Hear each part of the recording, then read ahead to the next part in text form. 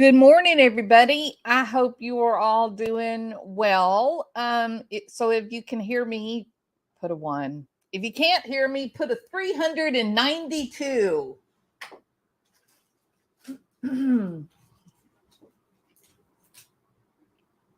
How are you, Honey Kay? It's good to see you. Hi, Sandra. Hi, Ann Lane. Were you first? Hi, Main Girl. Welcome. Hey, Hilton Head, South Carolina here. Thank you for fighting for sweet Suzanne. No, thank you, True to Me. I appreciate you being here. This whole Suzanne Morphew, Barry Morphew thing has gotten just absolutely nutty. No question about it. I hate to proceed without knowing if you guys can hear me or not. Let me check. I can go through the settings and see if that's working. Hold on.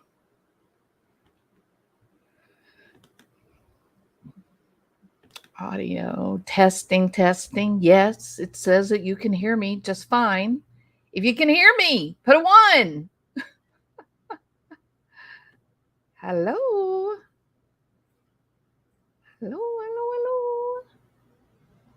Can hear you. Very good. Thank you, Sandra. I appreciate it. Yeah. Okay, so this Barry Morphew problem, it is the gift that keeps on giving, right? He is a mess. Okay, now when I say that he's a mess, I mean his people. Right now, I'm referring to obviously his defense team. And the games that they're playing. And I should have played that song, the games people play, right? But they have come out with some new documents. I know today we were doing the let me go back up here. We're doing the arrest affidavit. But then we had some documents hit that I thought, God, wait, you can't even. You decide that you're going to go ahead and get into this thing. And the amount of games that are coming out of Denver is pretty, it's pretty, let's see. Hold on. I'm looking for the start of where I wanted to start today because I'm going through all these documents. So there's a great deal of insanity that's going on.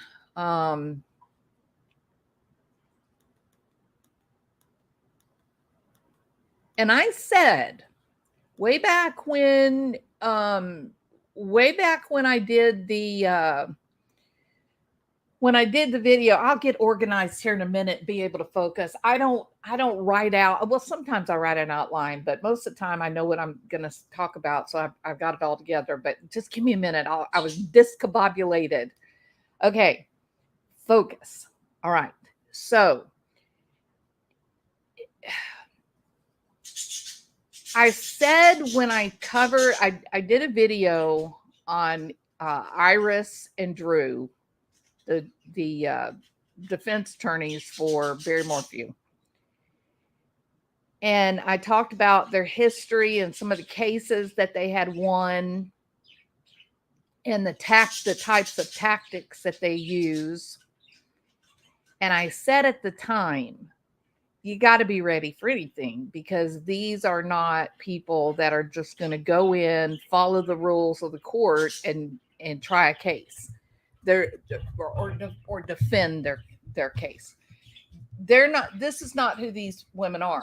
They are sort of like television attorneys, right? They want the aha Perry Mason moment. Especially, I think my opinion would be that Iris Eytan probably drives that she wants the big theatrical kinds of moments. And I think that is what I think that's what drives these crazy events that are unfolding surrounding Suzanne Morphew's disappearance is the games that are being played. And I said during that video about Nielsen and Eytan, I said that this is going to be a case that by the time they get to court, it will be over. And the reason will be because they will have had every bit of evidence thrown out. And that what they're doing is rather manicky from a filing perspective, that they're just kind of rapid fire making things happen. And like I said, it's chaotic, you know? So is it Hurlbert? I can't ever remember his name. I think it's Hurlbert, the new DA that's doing the Morphew case. So he established, when he took over, he established that every 2 months, like clockwork, that the information collected in that 2 months time would then be forwarded to the defense team.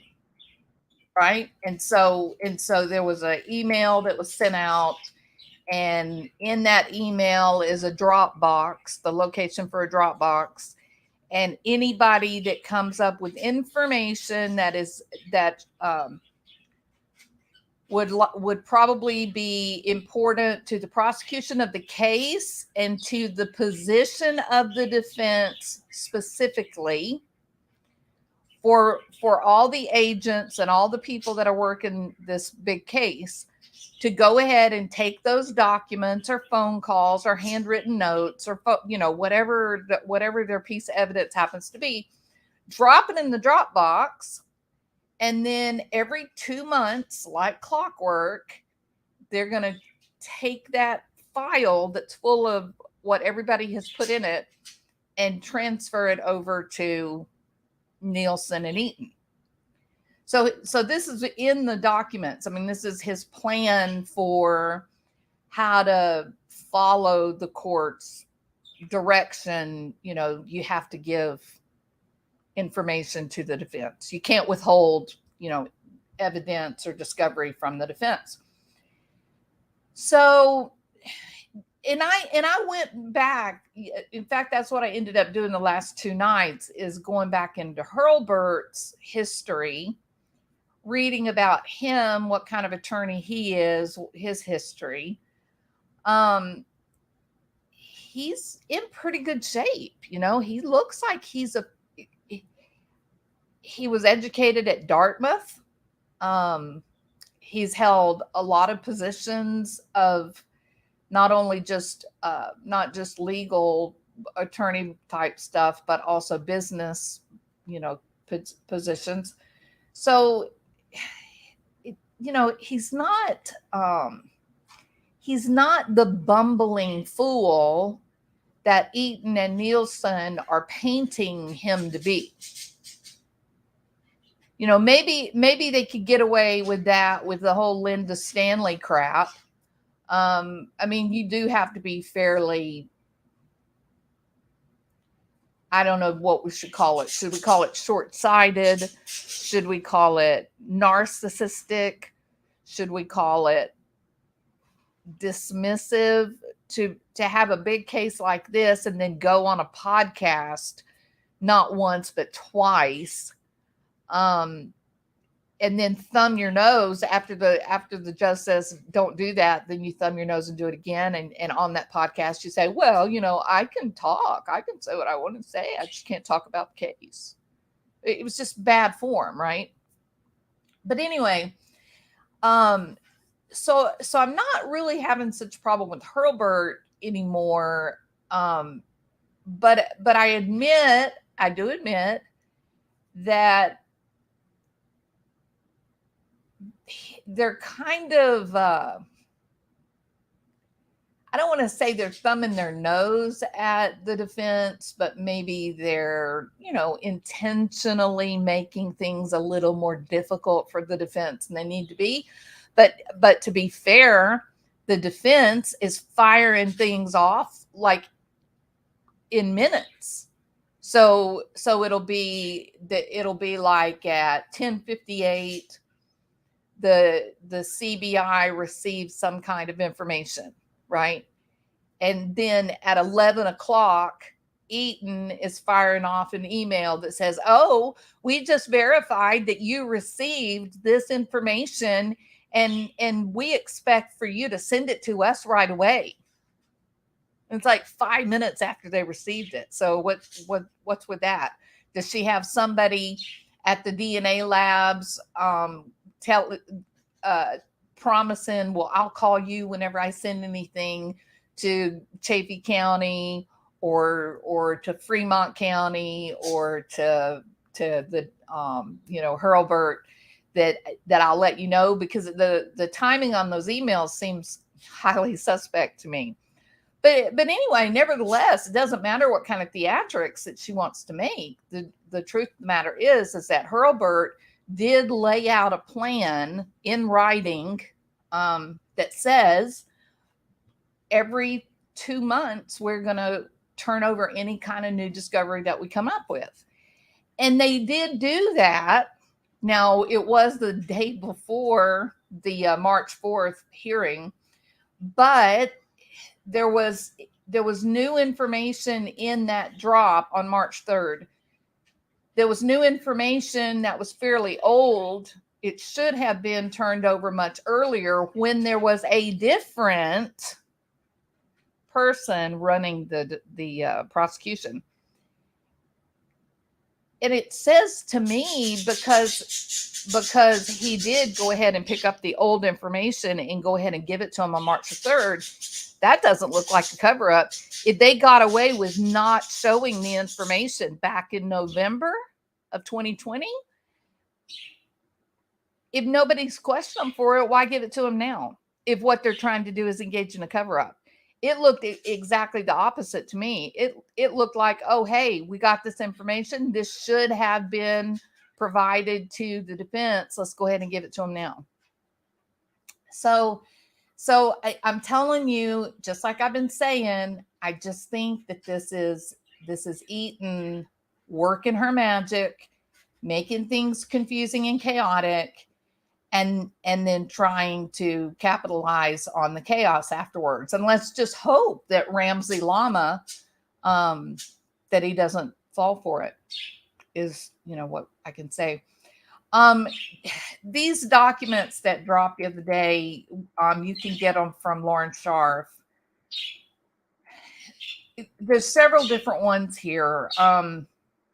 This one is the supplement to the motion for discovery sanctions. Is this the one I wanted to read? Yeah, these are the individual facts, the background. Okay, and that's not the one I was going to. Hold on. I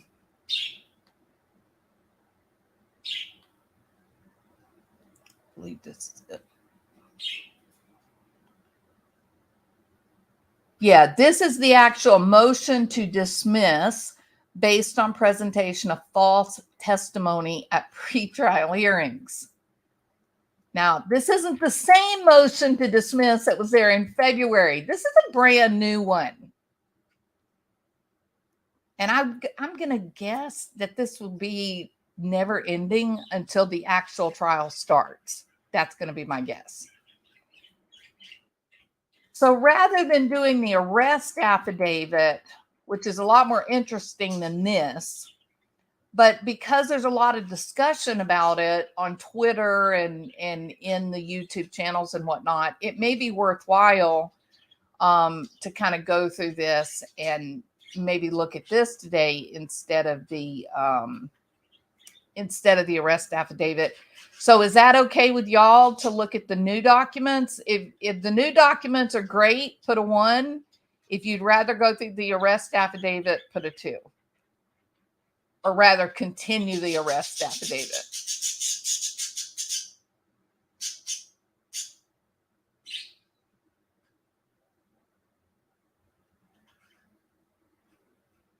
No opinion? Hey, Cali Connect. Makeup with Jackie. Hey, Diane. Hey, Gigi. Tiffany Guzman. Peace to you too, my friend. All right. So yeah, I think it's a good idea to go through this because here's the reason why it's important, because it's creating chaos, because Eytan is creating chaos. Just making light of the catitudes ground around here.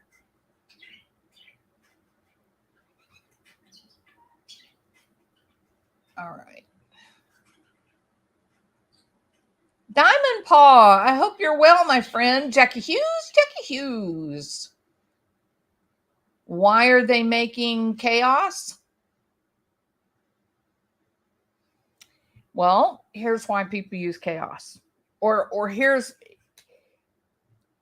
why people that are influential or manipulative may choose to use chaos as a tool. And these people that learn to do this, they may look out of control while it's happening. I'm talking about emotionally. Hey, hush. Sorry about that. They may look like they're emotionally out of control when they're doing it, but remember, they recognize that chaos is a tool. And so they create the chaos, and the reason that they do that is to stir up a lot of emotion. And then when people are having a high level of emotion, they're more likely to go back to like what we call a place of safety or use a safety behavior. And so if they're in chaos, then they're not very rational. The rational part of the brain is not working as well. And so they can sort of default, right, to, oh my God, how do I get away from all these bad emotions? So if you're the judge and you're having to deal with this woman and she's bringing all of these documents in and it's confusing things and you're having to revisit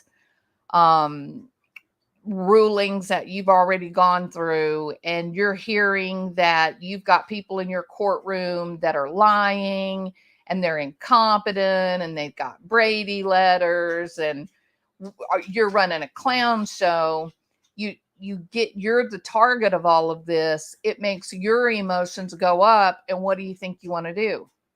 You just want it to go away. And so rather than thinking about is justice being done in this position, then that judge is far more likely to make a decision for how do I stop the madness? Now, I don't mean that he's doing it in a really conscious and conscientious manner. I mean, he's a human being just like anybody else, and people can be heavily influenced by high emotion. So I think that's just part of what she does.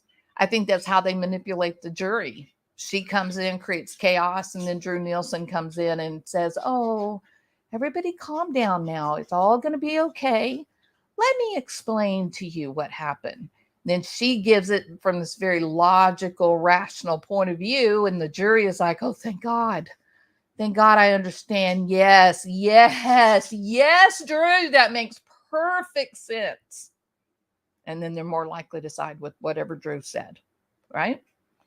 So the judge is already, I guarantee you, this judge is already sick and tired of this case and doesn't want to, deal with any more of it. And we got a new motion to dismiss, which is, what does it say?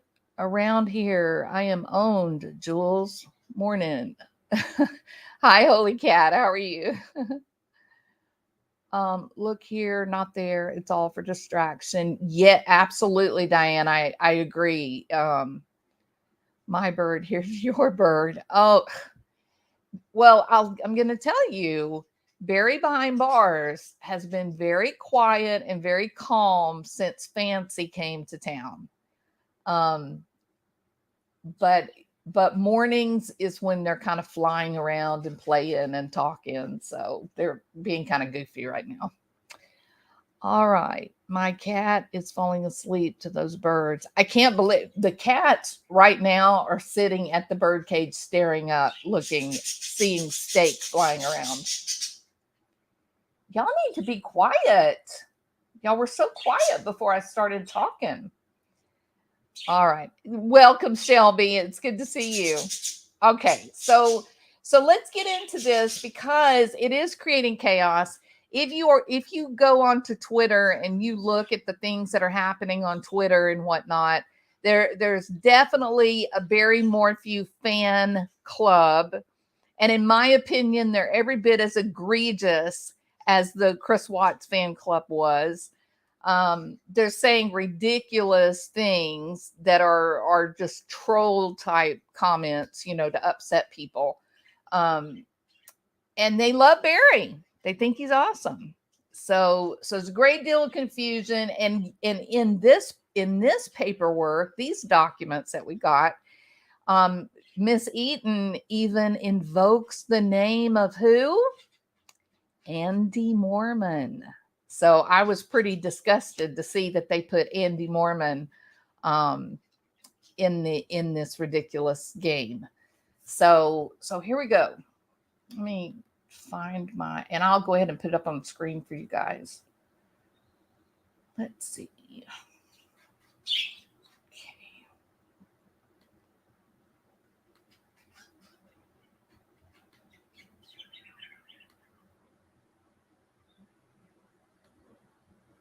Okay. So this is the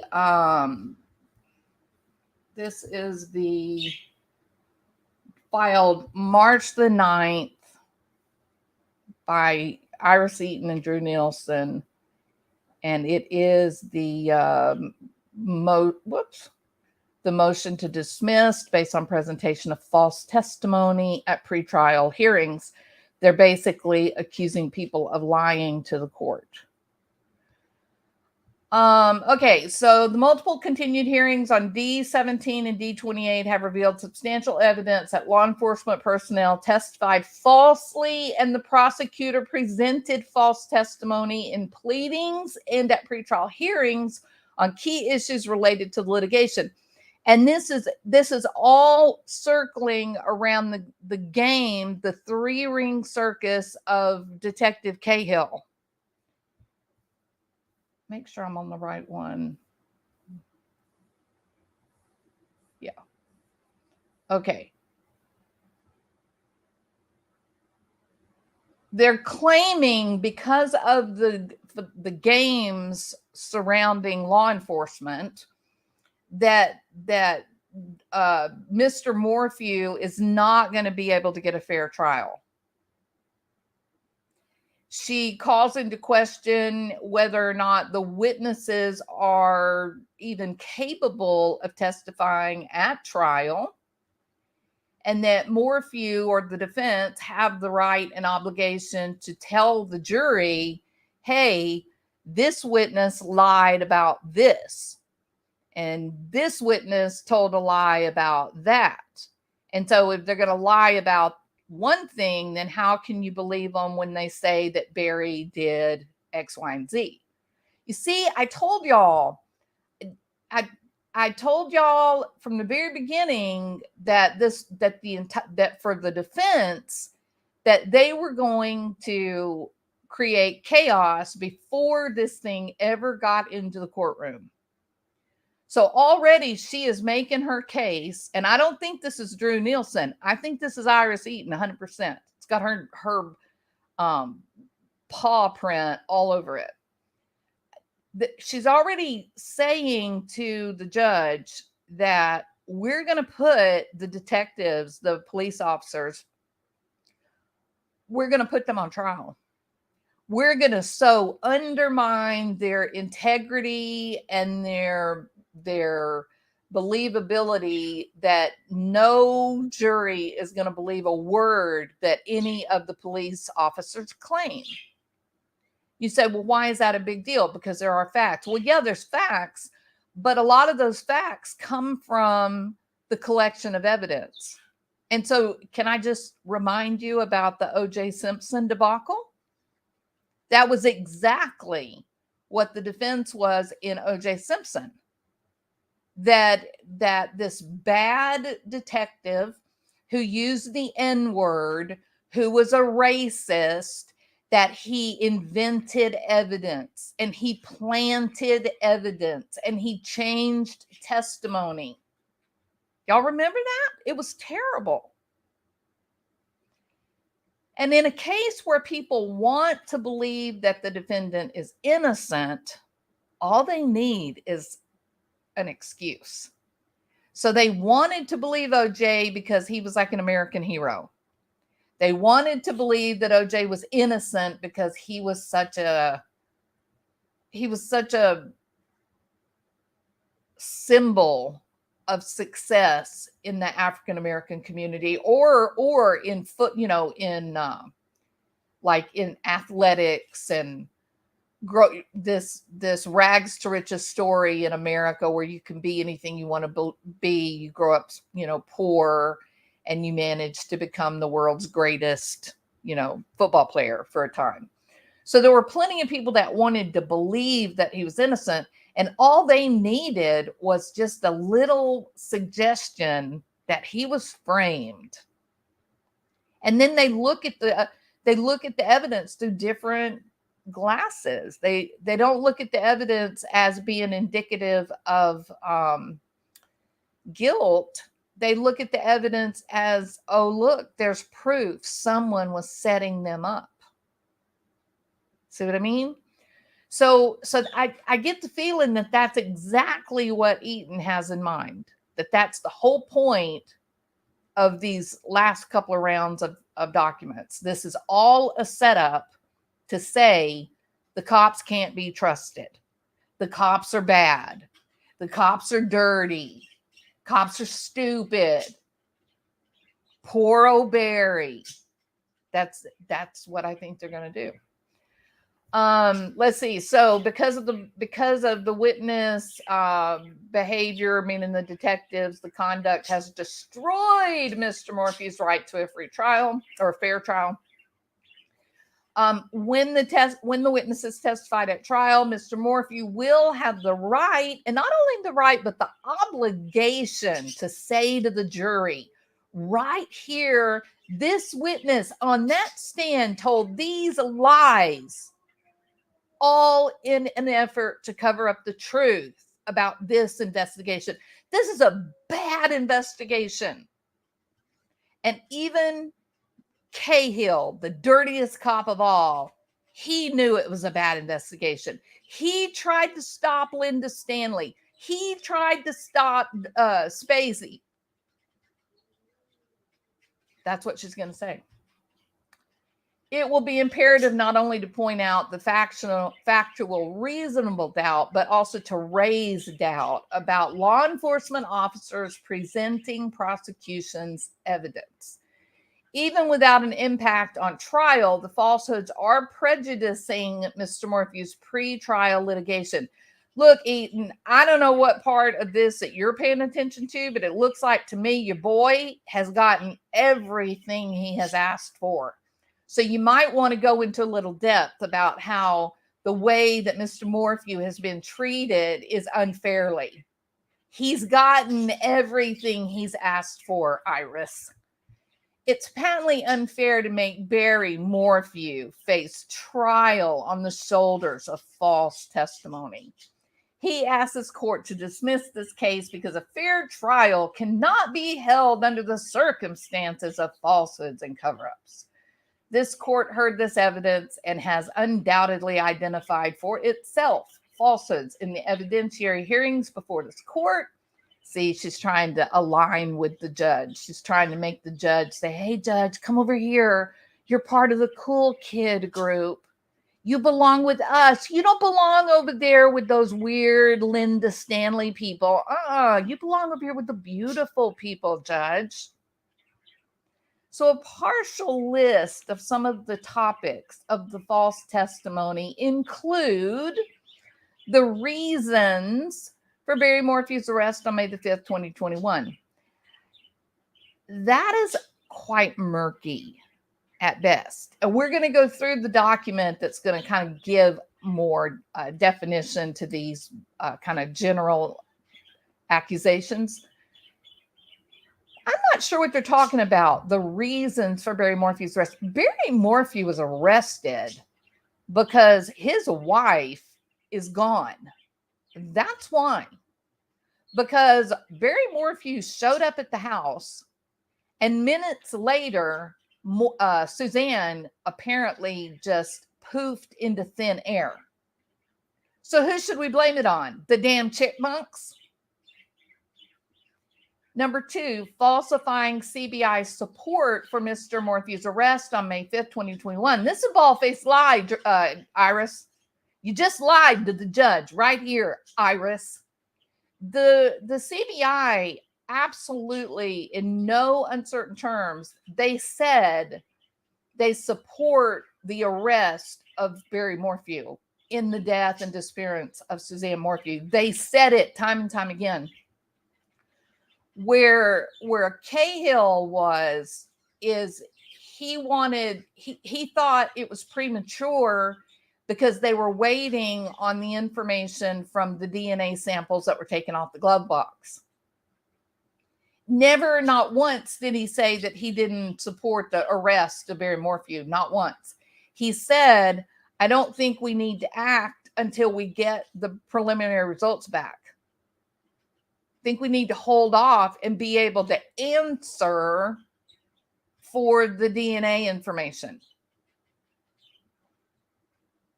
I have to say, when they had the preliminary hearing, that first and second night, that's exactly what I was saying to you guys, was that their biggest problem, they had 2 really big problems, the prosecution. One of the really big problems was this DNA that somehow was in Suzanne's Range Rover that was connected to sex offender. That was number 1. And that the second big problem was the 2 bank accounts that were made to look like Suzanne opened them, and Jeff Libler was made the emergency contact on them.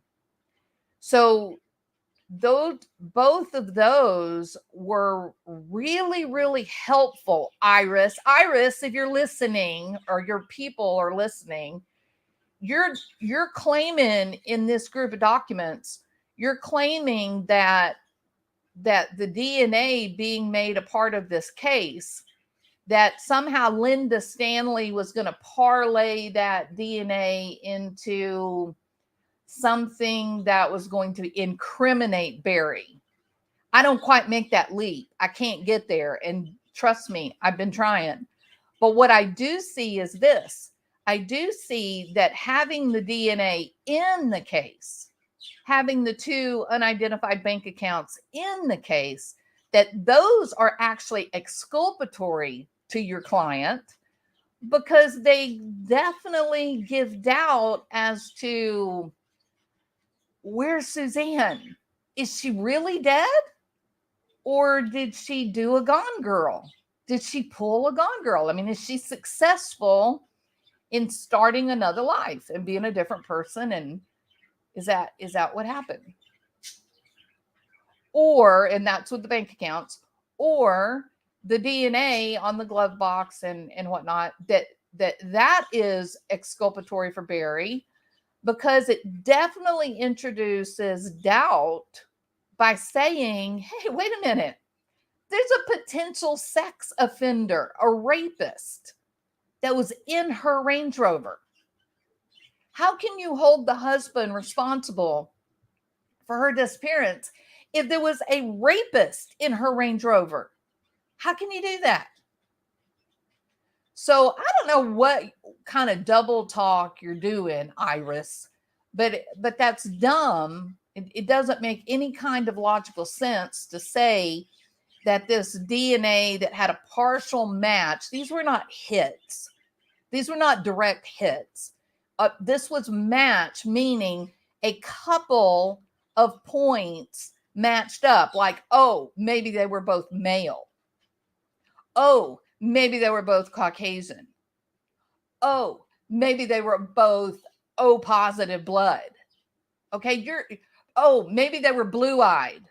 Okay, you're using that word match completely and irresponsibly incorrectly. A hit means you got your guy. The same guy that left this DNA is the same guy that left that DNA. That's called a hit. A match is just, hey, look, the guy that left this DNA at point A and the guy that left this DNA at point B, they were both O negative blood. They were both blonde hair. They were both African American. Right? So they're really trying to pull the wool over the eyes of people that maybe are not taking enough time to define and clarify what these vocabulary words are.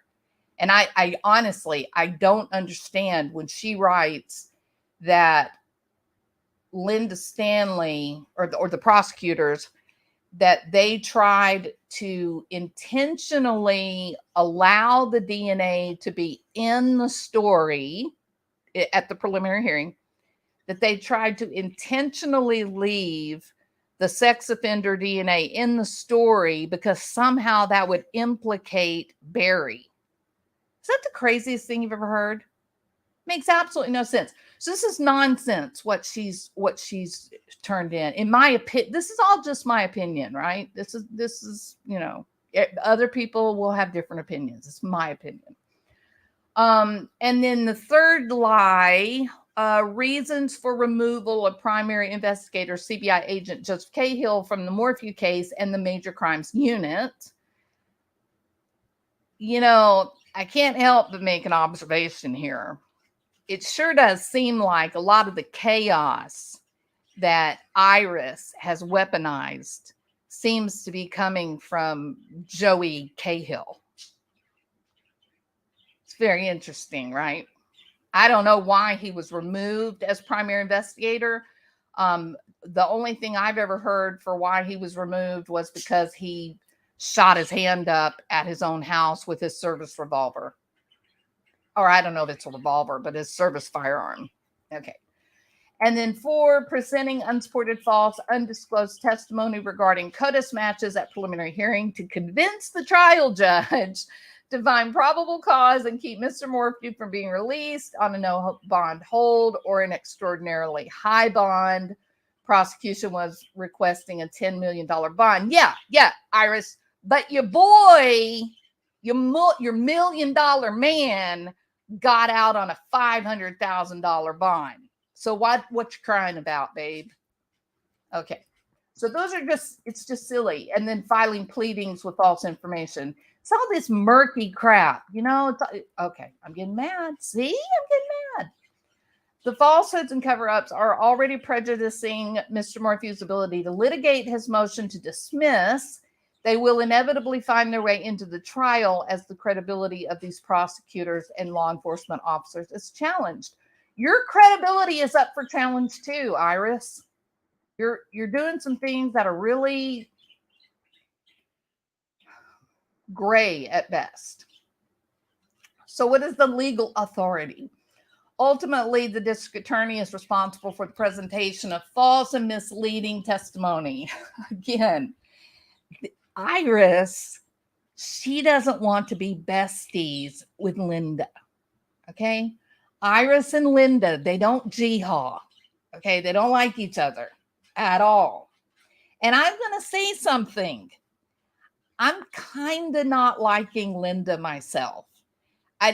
I thought that going on the podcast at the particular point in time that she did, I thought her demeanor during the press conference, I think that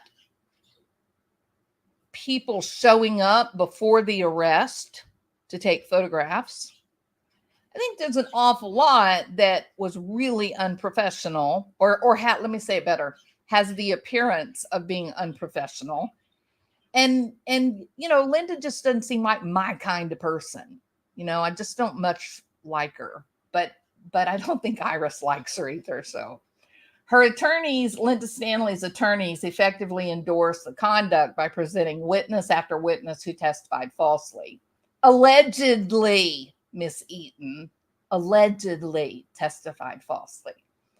As an example, the district attorney herself, Miss Linda Stanley, worked to remove the primary CBI investigator from the case because he would not testify regarding the CODIS matches according to her script, which was crafted to mislead the court as to the significance of the CODIS matches. What are you talking about, Iris? Therefore, the case precedent related to prosecutorial misconduct applies to the circumstances here where the prosecution has put forth theories before the court and presented witnesses to support those theories, even though the prosecution and often the witness know that the theory is belied by the actual facts and the evidence presented is not true. The prosecution's failure to disclose false statements directly implicates the credibility of the witnesses, making these disclosures mandatory. And her precedent states failure to disclose material evidence, including inmate statements, casting doubt on credibility of state star witness, violated defendants' due process rights. She's just reaching for straws here. Contrary to what one of the prosecutors stated at a previous pretrial hearing, the prosecutor's job is not to lock people up. Well, it kind of is, right? But it doesn't look good when you're wearing your black leather and you're being all Starsky and Hutchy and talking like, a badass. It kind of, it's like a lead balloon, right? It doesn't have the intended effect. So yeah, she shouldn't have said that. Prosecutor's job is to find justice, right? The 14th Amendment cannot tolerate a state criminal conviction obtained by the knowing use of false evidence. A prosecutor's deliberate misrepresentations in support of a false theory violate due process. And again, I don't understand this because the existence of DNA would actually help Barry's defense. And they've come out and they've said, hey, we finished our investigation. That match is it's a nothing burger. It has nothing to do with anything going on in Salida, Colorado. So I don't know I don't get this. And I hadn't found where she goes into any kind of detail about it, but it does make sense to me. Let's see. Finding due process violation where the prosecution deliberately misrepresented the truth by making consistent repeated misrepresentation that a pair of shorts in evidence were stained with blood when they were actually stained with painting.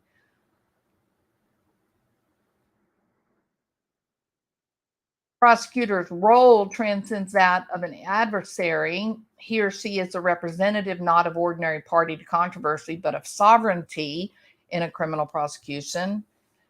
It's not that you shall win a case, but that justice will be done. The state violates a criminal defendant's right to due process when it allows false evidence to go uncorrected. Again, I don't know where that happened. I don't know what she means that there was false evidence that was not corrected. I don't understand that. Due process is similarly offended if the state, although not soliciting false evidence, allows it to go uncorrected when it appears, regardless of the lack of intent to lie on the part of the witness. The prosecutor apprises the court when he knows that the witness is giving testimony that is misleading. Prosecutors charged with the duty not only to seek conviction, but also to see that justice is done. And then she's got a couple more of those situations. New Napu and Supra are one of the seminal case, or is one of the seminal cases concerning the prosecution's responsibility to correct false testimony when it is presented. In Napu, the U.S. Supreme Court ruled when an assistant state attorney did nothing to correct false testimony of a witness, the defendant was denied due process of law in violation of the 14th Amendment. And Colorado state courts and the U.S. Supreme Court have affirmed time and again the fundamental nature of the prosecutor's obligation and the integrity of the process. And then in People versus Nardine, by endorsing repeated, apparently deliberate false statements to the court, the prosecution has breached the most fundamental duties owed to the court, Mr. Morphew, and to the entire system of justice. Use of false statements has also violated constitutional amendments 5, 6, and 14, sorry. Colorado Constitution. The false testimony in this case has been introduced at pre-trial hearings, and the false statements by the prosecution have been both written in pre-trial litigation as well as stated in court. However, that does not make the conduct any less reprehensible. The falsities have still been made in furtherance of the prosecution's efforts to secure a wrongful conviction. There is no free pass to present false testimony just because a jury is not involved. Okay, but where is that? Like, where did that happen? Everywhere else, you're given details. Everywhere else, you're given details. Why are you not? Why is it suddenly turning murky when you get to your accusations? The fact that a witness has testified falsely at a pretrial court hearing is relevant and admissible at trial, and it all came out. Everything came out about the whole kit and caboodle. So I don't know what you're complaining about at this stage of the game. The significance of impeachment evidence in determining the outcome of a criminal prosecution often matches that of substantive or exculpatory evidence. The jury's estimate of the truthfulness and reliability of a given witness may well be determinative of guilt or innocence, and is upon such subtle factors as the possible interest of the witness in testifying falsely that a defendant's life or liberty may depend. The fact that a person associated with law enforcement has told a lie at a pretrial hearing is that very case is highly material, exculpatory, impeaching evidence that can dramatically affect jurors. The fact that a person associated with law enforcement has told a lie at a pretrial hearing in that very case is highly exculpatory and impeaching evidence that can dramatically affect the juror's perception of the witness's bias, motive, and interest. Why would that be used, though? Why would that be used to dismiss the case? I don't understand that either. This is why I'm not an attorney, y'all. Okay.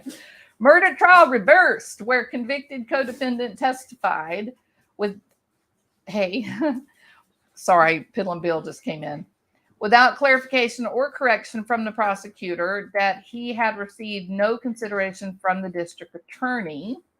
Reversal in that case was required because the prosecutor failed to disclose the co-defendant witnesses had charges dismissed in exchange for testifying against the defendant.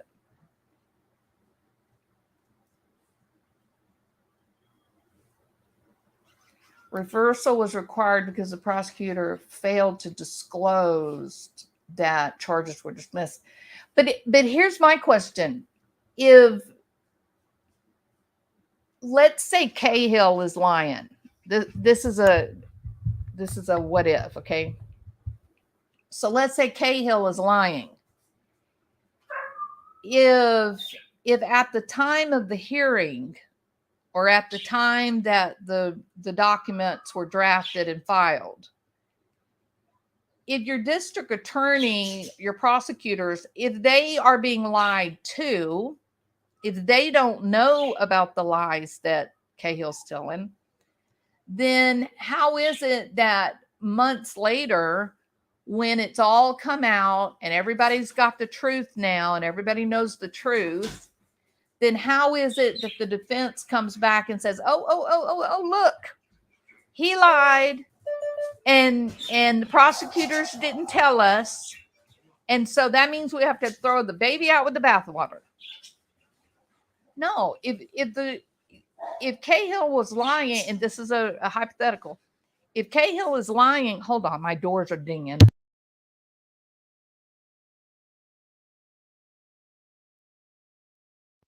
Utter chaos. Okay, sorry.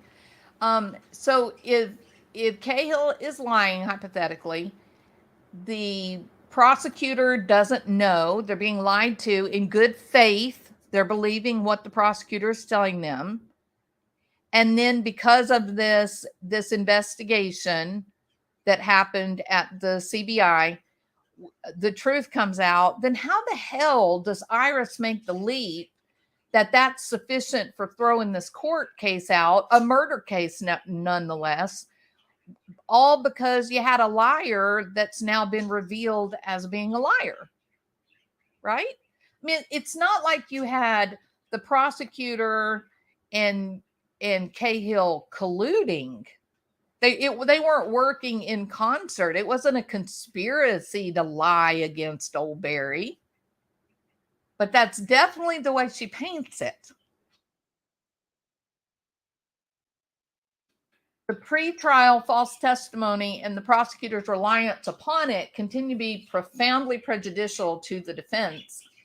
It gives this court a biased view of the issues. It prejudices Morphew's presentation of his claim that the prosecution has violated the due process clause. And can I remind you again, your boy has gotten everything he's asked for. So I don't know what you're talking about, that he's been violated. And prejudices his motion for dismissal and other sanctions. There is a reasonable likelihood that because it has to now be proven at trial, it will end up affecting the judgment of the jury. For purposes of reversing a conviction, evidence is material if there is a reasonable likelihood that it affected the judgment of the jury.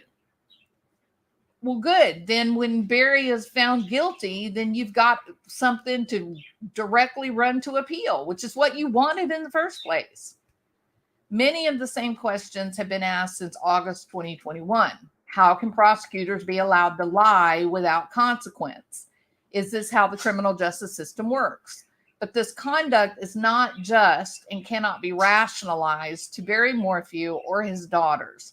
To force Mr. Morphew to continue to carry this boulder up a trial mountain, weighed down by the ultimate consequence of being sentenced to life imprisonment without parole if wrongly convicted. You know, Suzanne, she got a death sentence with no right to trial. So I don't know. Your sad fishing here is having zero effect on me. To force Mr. Morphew to continue to carry this boulder up the trial mountain, weighed down by the ultimate consequence of being sentenced to life imprisonment without parole if wrongly convicted, by his daughter's emotional welfare and by his financial resources, in the face of the endemic misconduct orchestrated by the prosecution, is wrong. Mr. Morphew's right to a fair trial on the charges has been obliterated, a little bit like Suzanne was obliterated. And the fact that there's evidence that she was, assaulted domestically, that has been obliterated, kind of like that, Iris. Mr. Morphew makes this motion and all other motions and objectives in this case, whether or not specifically noted at the time of making the motion or objection, as a continuing objection based upon the following grounds and authorities: due process, trial by jury, right to counsel, equal protection, equal access to an administration of justice, right to defend life, cruel and unusual punishment, confrontation, compulsory process, right to remain silent, and right to appeal clauses of the federal and Colorado constitutions in the first, 4th, 6th, 8th, 9th, 10th, 14th Amendments of the United States Constitution, Article 2, Sections blah, blah, blah, blah, blah, blah, blah, of the Colorado Constitution, crime, P16 and RPC 3.8. Mr. Morphew cross-references and incorporates by reference all pleadings filed, blah, blah, blah, blah, blah. Okay, so that's the bottom. That's your That's your general overarching, this is what we're upset about, Judge Drama Lama, and we're not happy, and you should do the right thing, and just throw it all out. Okay. Now we have to go to this. Let's see if it made the leap. No, it did not. Okay.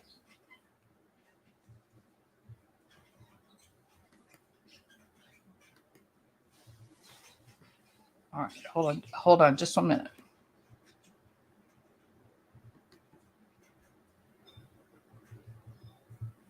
Okay, stop. And now we're going to go to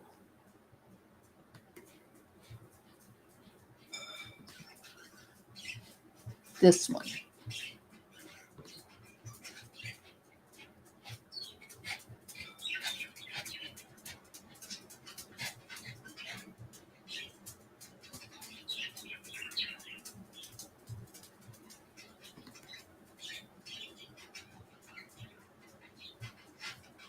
Okay, so what this is going to do now, everything that I just read to you, that's the big overarching request for dismissal. It's a motion for dismissal, what I just went through. It's kind of short, right?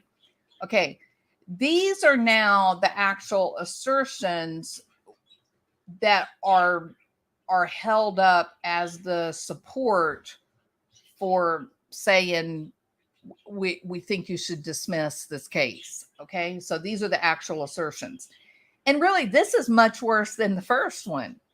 This is a lot worse. Okay, now it says, as of today, multiple items of information favorable to the defense have not been produced to the defense or have been withheld for months and then produced after multiple sanctions hearings. Can I say this again? You've got a new prosecutor, right? And he already knows of the problems with the old prosecutor not turning over pertinent information on time. And now he's there trying to do it right by the book, and he's a very competent attorney. If he's given you old information that you never received before, why don't you interpret that as he's trying to do the right thing now? That with him on board, he's trying to follow the judge's orders.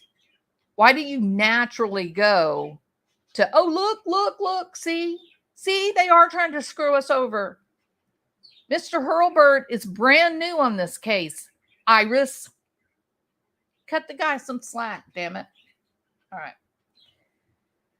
The discovery is not being produced as soon as practicable. And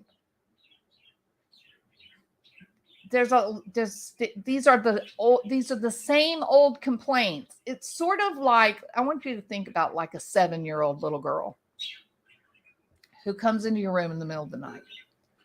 She says, Mom or Dad, I hear something outside my window. You don't hear anything outside your window. There's a storm coming in. Everything's fine. Go to bed.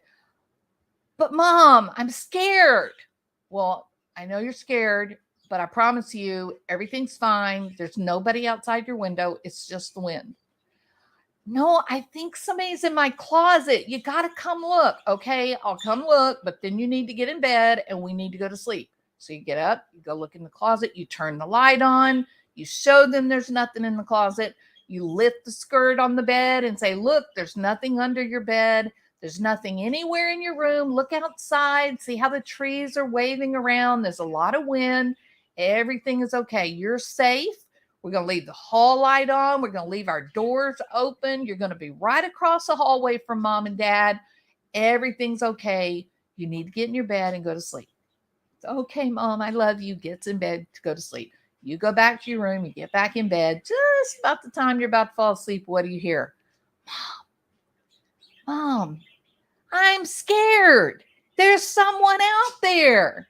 No, there's not anybody out there. Go to sleep. Well, then she's getting emotional. And so she begins to stomp her foot. I'm scared. I want to sleep with you. Well, you're not going to sleep with me because I got to get up early in the morning and go to work. But you've got to go to your room. We got the doors open. You're safe. Everything's okay. No, listen to me. You don't hear me. Someone is out there. I'm scared. That's sort of what Iris is doing. she's gone multiple times and said they're not turning over discovery. They're telling lies. They're doing this, they're doing that. And then the judge says, okay, well, they won't do it anymore. Now go away. And then she comes back again. But wait a minute, Judge, you're not listening to me. They're not doing right. They're withholding evidence. So she's kind of having a temper tantrum. Okay. In a February 28th email to prosecution, defense requested Range Rover, PowerPoint, and OGB file. Hurlbert advised the court that the defense never conferred with them prior to filing D-17. The statement was false as evidenced by the February 28th email attached. Exhibit A here too. These were just a couple of photographs of the inside of Suzanne's Range Rover. And I do think they're really, I think it's really pertinent because it's kind of, the inside of a Range Rover is kind of chaotic, you know. After the March 4th hearing on March 6th, the defense once again emailed Hurlbert with the February 28th conferral email and once again requests this data. And to date, there's been no response. And she actually gives the emails, and we'll go through that just, well, I guess we can look at it right now.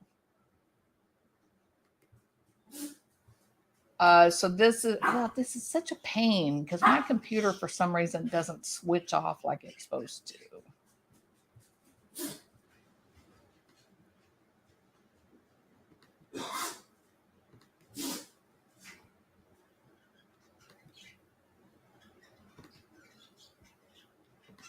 So here is the February the 28th email. February 28th email, date was filed March the 8th at 4:31. The email came at 12:37 in the afternoon, and it just says, you know, here's two files related to the Range Rover. These are different files and produced last week. And notice this is March the 8th, 2022. It's a few weeks ago.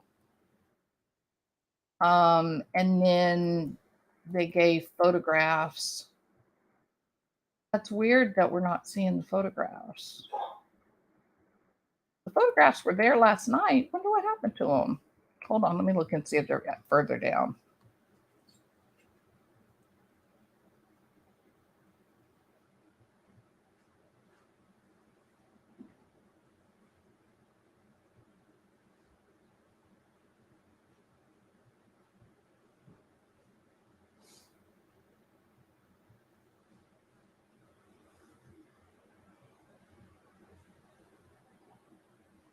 This is a problem right here where they blacked out 11/18.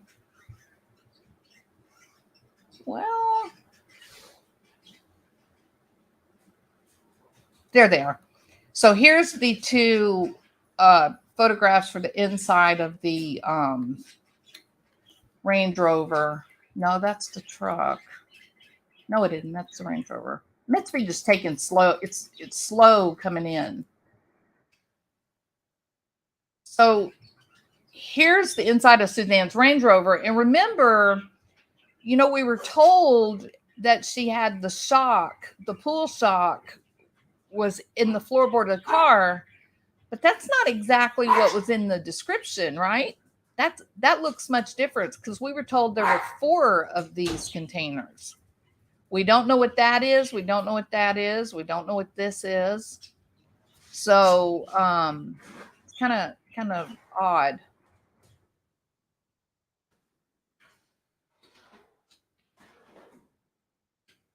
For sure,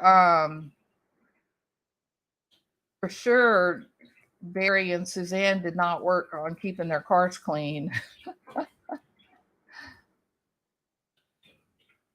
And she's got all the necessary accoutrements. She got her eye drops. She's got her gum. She's got her cigarette lighter. All right. Nice car though, huh? That's under her feet. That's her floorboard. Okay. So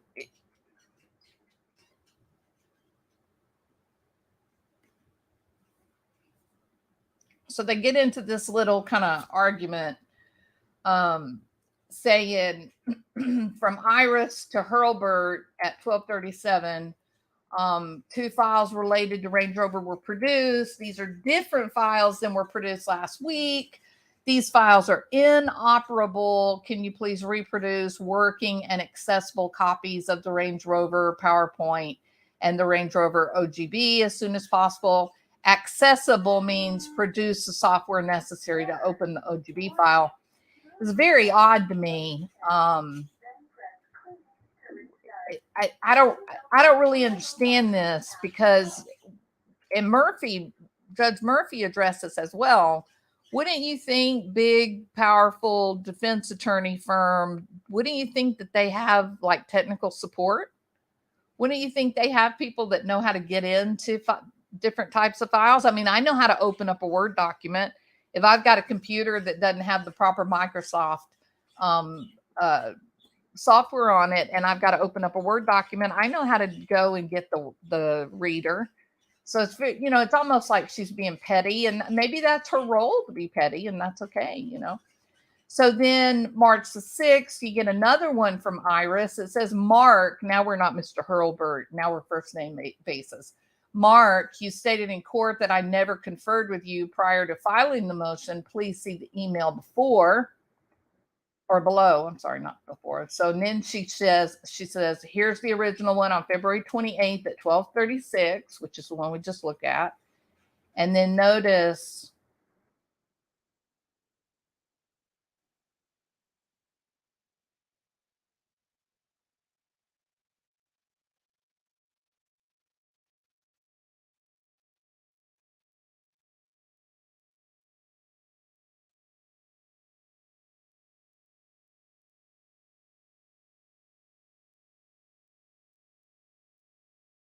there's another one from Iris to Mark. I haven't seen a report in discovery confirming what Bob stated in court yesterday, that a regular gun is incapable of firing a dart.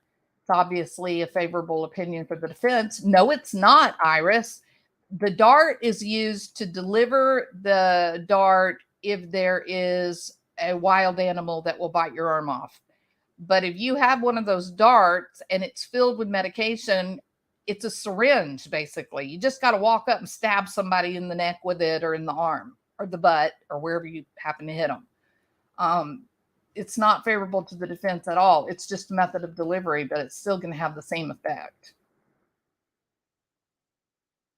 And then Mark responds on March the 8th at 9:16 and says, pursuant to Rule 16, we will get you that information as soon as practicable after we receive it from the CBI.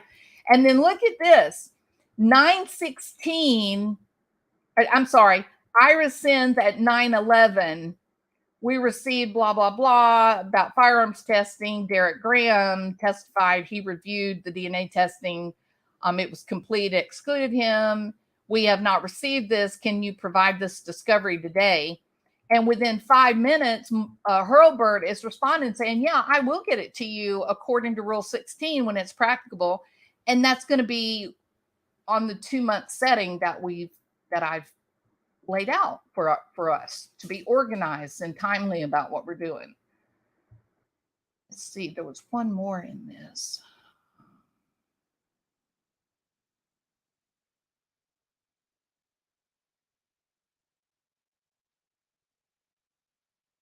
And then this exchange was very interesting. Ira sends an email on March 1st at 10:47 a.m. CBI Lab let us know, was that Cahill? Did Cahill let you know?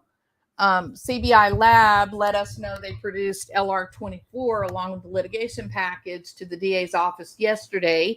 We would appreciate production of that pertinent discovery today. And, her assertions are always that the prosecution is non-responsive. They don't turn over evidence. It's hard to get in touch with anybody. Well, She sends that at 10:47. At 11:30, 11:29, he's already responding. Iris, kind of talking to her like she's, he's the weary father, right? Iris, generally, CBI litigation packets are sent via FedEx to our Salida office. We do not have that at this time, meaning it's en route. Iris, when we get it, we're going to give it to you, right? You can tell he's irritated by all her theatrics.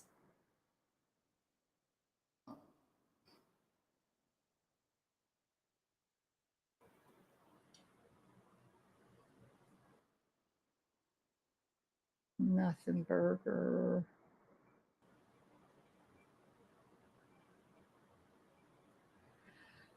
And then this comes from Stephanie Trahey, who apparently has been tasked with moving pertinent discovery from the prosecution to the defense. And remember what I said, Hurlbert set up a delivery process every 2 months, okay? And so she sends out a message that says, hello all. It's been approximately 2 months since the last request to provide any electronic correspondence on this case. Please do a quick search of your emails per the original keyword searches and upload them into the new folder here in the appropriate month, November, December, or January, before next Tuesday, January the 18th. I will continue to provide these to the DA every 2 months. In addition, we received an SDT, from the defense yesterday, and number 1 and number 2 pertain to lab staff. This SDT is for electronic and handwritten communications. Please review any handwritten communications you may have pertaining to this case per the SDT, along with the current search of email communications, and upload them to the folder listed as handwritten notes. Lance is in communication with the Attorney General's office on this matter. If you have any questions, blah, blah, blah. Okay, so, she's going to have a hard time going into court and proving that the prosecution is not doing what they've been told to do. The court order that Trahey references in the letter is, she says, quoting the original court order, says, basically the first part says that what Eytan and Drew Nielsen, what they're requesting would put an unreasonable burden on the prosecution. They want the prosecution working for them. That if something comes into the prosecution, they immediately that day they want the prosecution to turn around and give it to the defense. And that's really quite far outside of the instruction of the law. And the judge agreed. This was his order. And he follows up by saying, therefore, it is ordered that any electronic communication created or received by law enforcement officers related to this case must be disclosed to the defense if they are material to the prosecution of the case, or if they contain any evidence that would be in any way favorable to the defense. It was agreed upon that Hurlbert would collect this information over a 60-day period of time and then would turn around and give an updated file to the defense every 2 months. They agreed to certain, search terms and that kind of thing.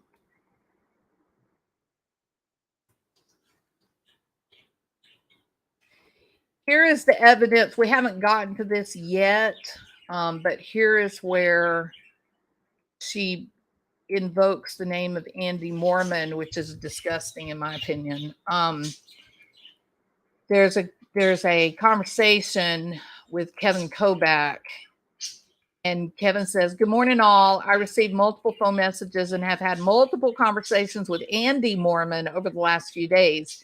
Andy, as you know, has changed his direction in this investigation and fully believes that Cody Cox is involved with the disappearance and murder of Suzanne. Today, Andy sent me the attached photograph of a bronze or tan colored vehicle. Can we give access to the... Okay, this is something different. Yeah. Okay, so his change in direction, see, again, she's misleading. His change in direction is not that Barry had nothing to do with it. Okay, he still believes that Barry was involved in the disappearance and demise of Suzanne. The difference is now that Andy, originally, he felt like it was completely Barry acting on his own, right? The change in direction is that now Andy believes that it was a conspiracy. Basically, that Barry had help. And who helped him? Cody Cox. I would also say that Andy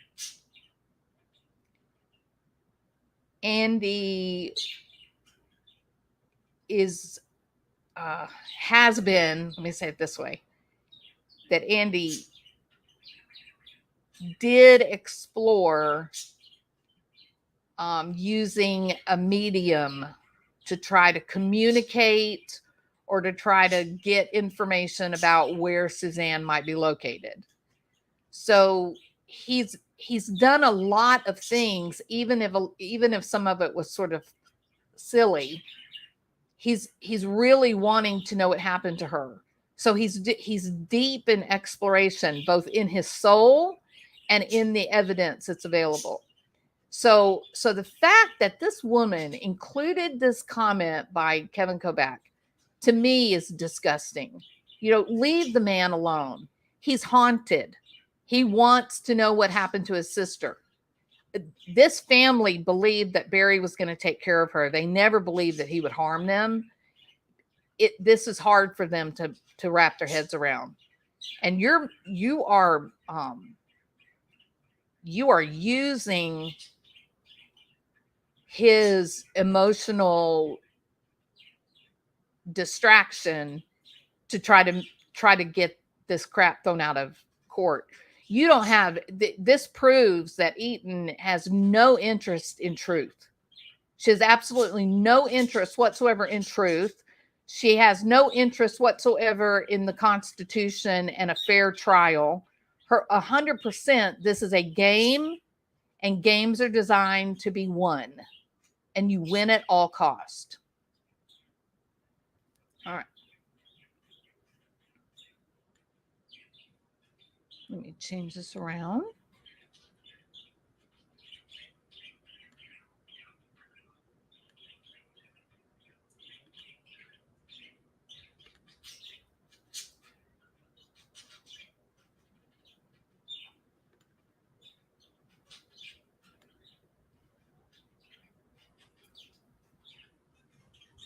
Okay.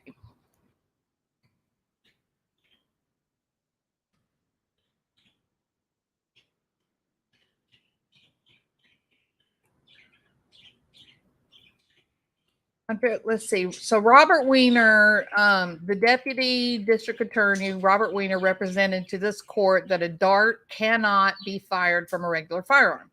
This was flatly contradictory to a statement made earlier. In open court on February the 24th, Mr. Weiner confirmed that the statement in the prosecution's D58 response was not accurate. But again, this is about the price of eggs in China. You don't have to have a gun to use the dart. The dart is a hypodermic needle. It's a syringe. You can stick it into wherever you can get to. One of the reasons that they use a dart gun is because you're injecting this medication into a wild animal that has the capacity to gore you with their antler or rip your arm off with their fangs. But you know, Suzanne was none of those things. All you gotta do is walk up and push the needle into her body, and it's gonna deliver the medication.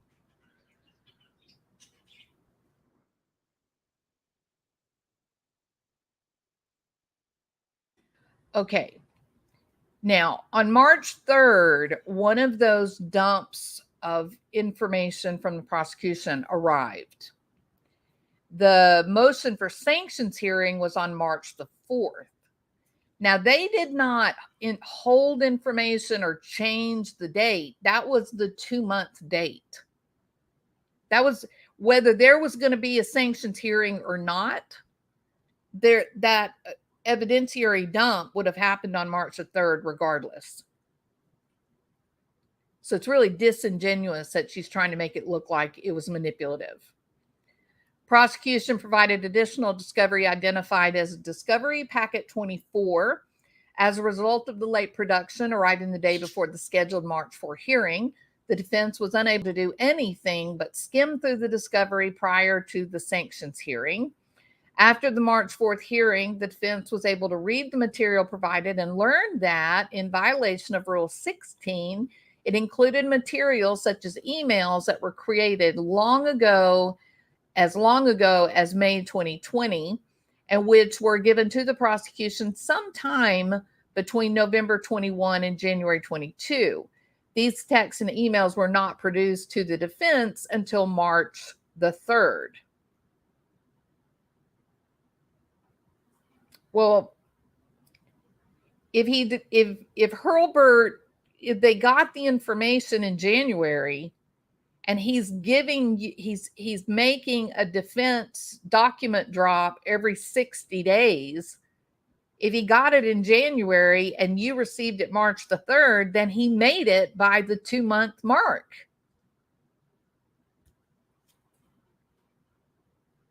I don't know what this 4 months after they were created too. I don't know where that comes from, because it says they were created sometime between November 21 and January 22. Well, if it was given, let's say January the 10th, then that would be January 10th to February 10th to March the 10th. That's well within the 60 days. So I don't know. That's 2 months, not 4 months, lady.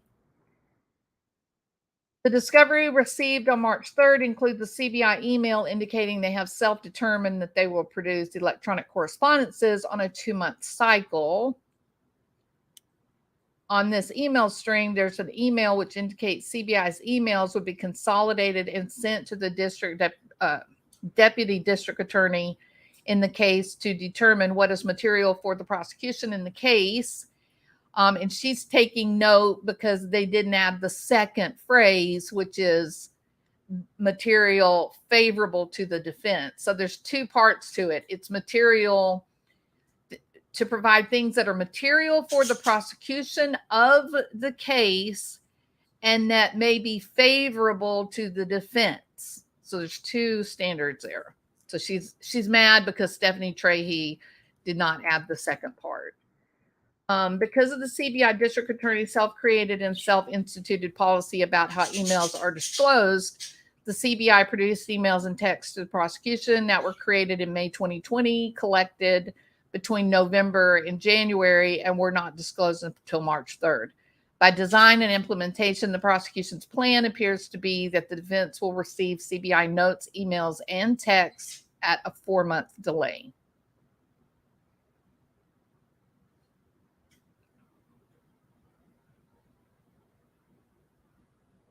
Again, what I said earlier was, what if these emails from May 2020, what if they were overlooked by the old prosecutor? You know, the one that jumped ship like a rat. What if all of this chaos that they're having to answer for now actually originated under the old prosecutor? Then shouldn't Judge Drama Lama, shouldn't he take into account that Hurlbert is a brand new prosecutor for this case and that he is following the rules? Why should he be answering for things that happened before he was the one running the show? And if he found the May 2020 emails and said, hey, it doesn't look like they got these, we better get this over to them soon because this should have been handed over with the old prosecutor. isn't this proof that Hurlbert is actually doing a good job? If I was prosecution, that's what I would say. I would use number 7 as proof that they're complying with the court's order.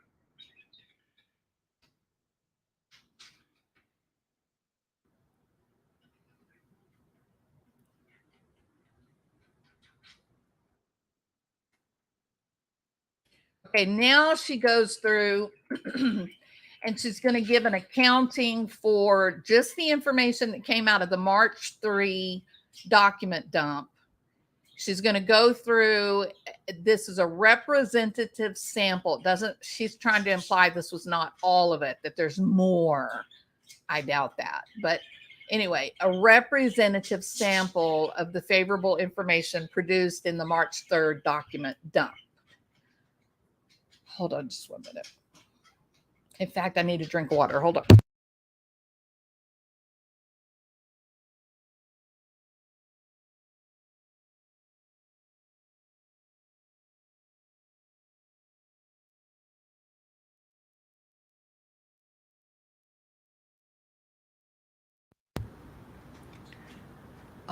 Barry is the one that brought up the name Cody Cox. Oh, we're going to get into Barry. Barry has accused how many people?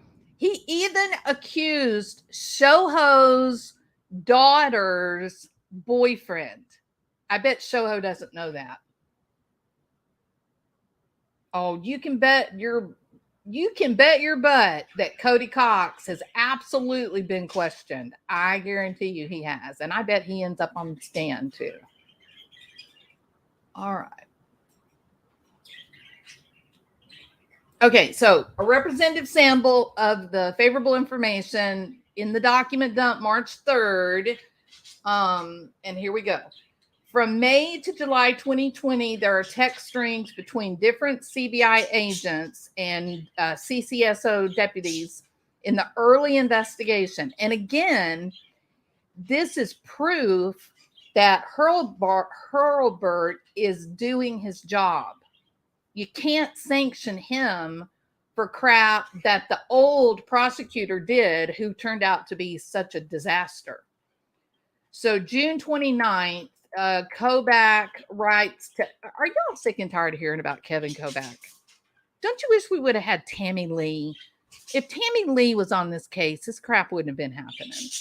Everything Kevin Kobach gets involved with, it seems a little shady, doesn't it? Kevin Kobach writes to 910 law enforcement agents. I have had multiple. Hold on, I'm waiting on the birds to get quiet. 910 law enforcement agents. I've had multiple conversations with Andrew Moorman over the last few days. Andy, as you know, has changed his direction in the investigation and fully believes Cody Cox is involved. Now, in any of that, do you see where they say, Andy says that Barry's innocent and that Cody did it? Is that what that says? Or does that say that Andy now believes Barry did not act alone, that he had to have had help, probably in the disposal, would be my bet.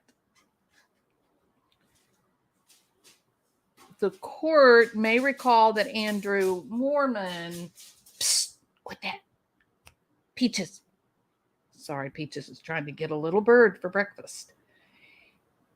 I have had multiple conversations with Andrew Moorman over the last few days. Andy, as you know, has changed his direction in the investigation and fully believes Cody Cox is involved with the disappearance of Suzanne.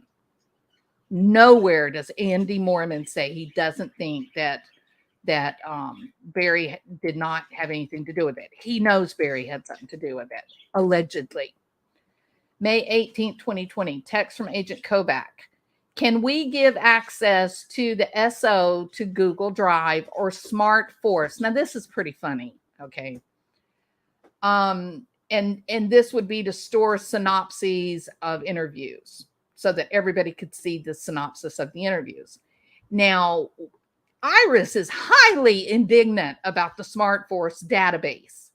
They have still not been produced to the defense. And it's not just any still. It's an italicized still with a heavy dark underwritten line. That means Iris wants you to know she is stomping her foot. She wants the SmartForce database. Okay, well, do y'all want to know what SmartForce database is? I bet Martin could tell you what it is. It's actually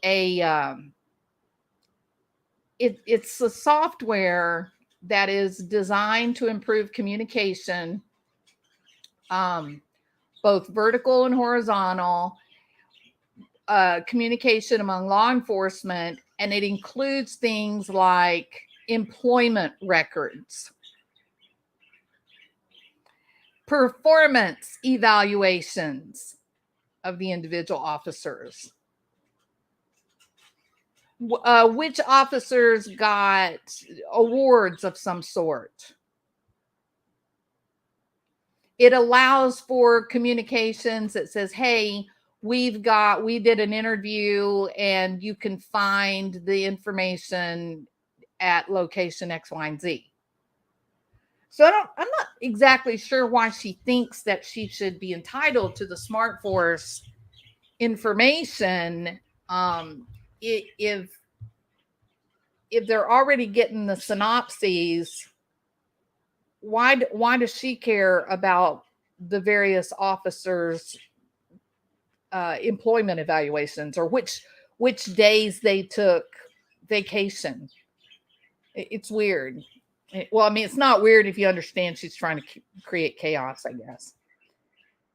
As the court may recall, it was Mr. Cahill who disclosed, his name comes up a lot, doesn't it?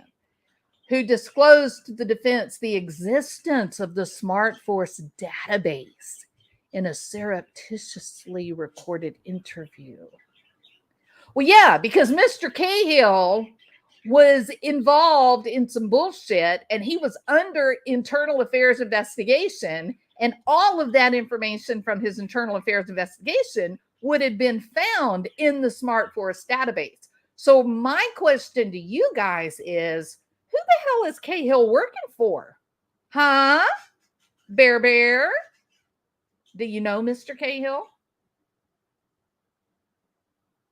Is Mr. Cahill, was he there as a saboteur? Inquiring minds want to know.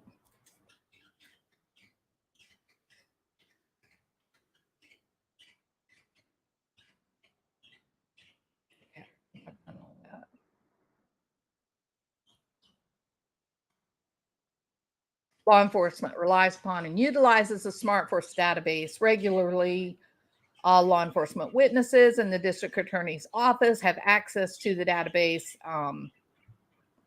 but the contents of the SmartForce database have not been produced to the defense.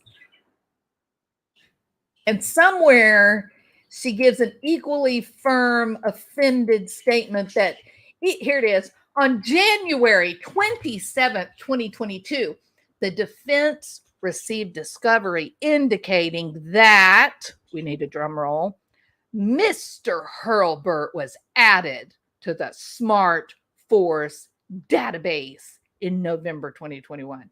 Maybe, Iris, that's because Mr. Hurlbert was hired. He's now an employee. And so his employee records need to be accessible in the SmartForce database. You, on the other hand, Iris, you are not an employee. See how that works? May 12, 2020, text from who? Cahill. Unfortunately, there's no cell service at the house. As the court knows, the reliability of the cell service is a highly debated issue in this case as a result of the collection of GPS and cell data. Here, Mr. Cahill confesses the fact that on day 2 of the Morphew investigation. What is she doing here? What's the point of this? Calling into question all of that GPS data. But Barry putting his phone in airplane mode. Well, if the cell phone stuff was so bad, why did Barry take the time to slip a phone into airplane mode. I never put my phone into airplane mode unless what? I'm in my seat and the plane is about to take off. It never occurs to me that I need to take my phone and turn airplane mode on. Why would anybody do that? Unless maybe they were going to meet a lover. They didn't want somebody tracking their location. And Barry Morphew, they had HughesNet at their house. And so a lot of their telephone signaling was going through the satellite, which is actually more reliable. All right. May 11th, 6:30 a.m. Text from an unknown Dave. 12 hours after Suzanne is identified as missing. The sheriff already is suspecting foul play and the husband's involvement.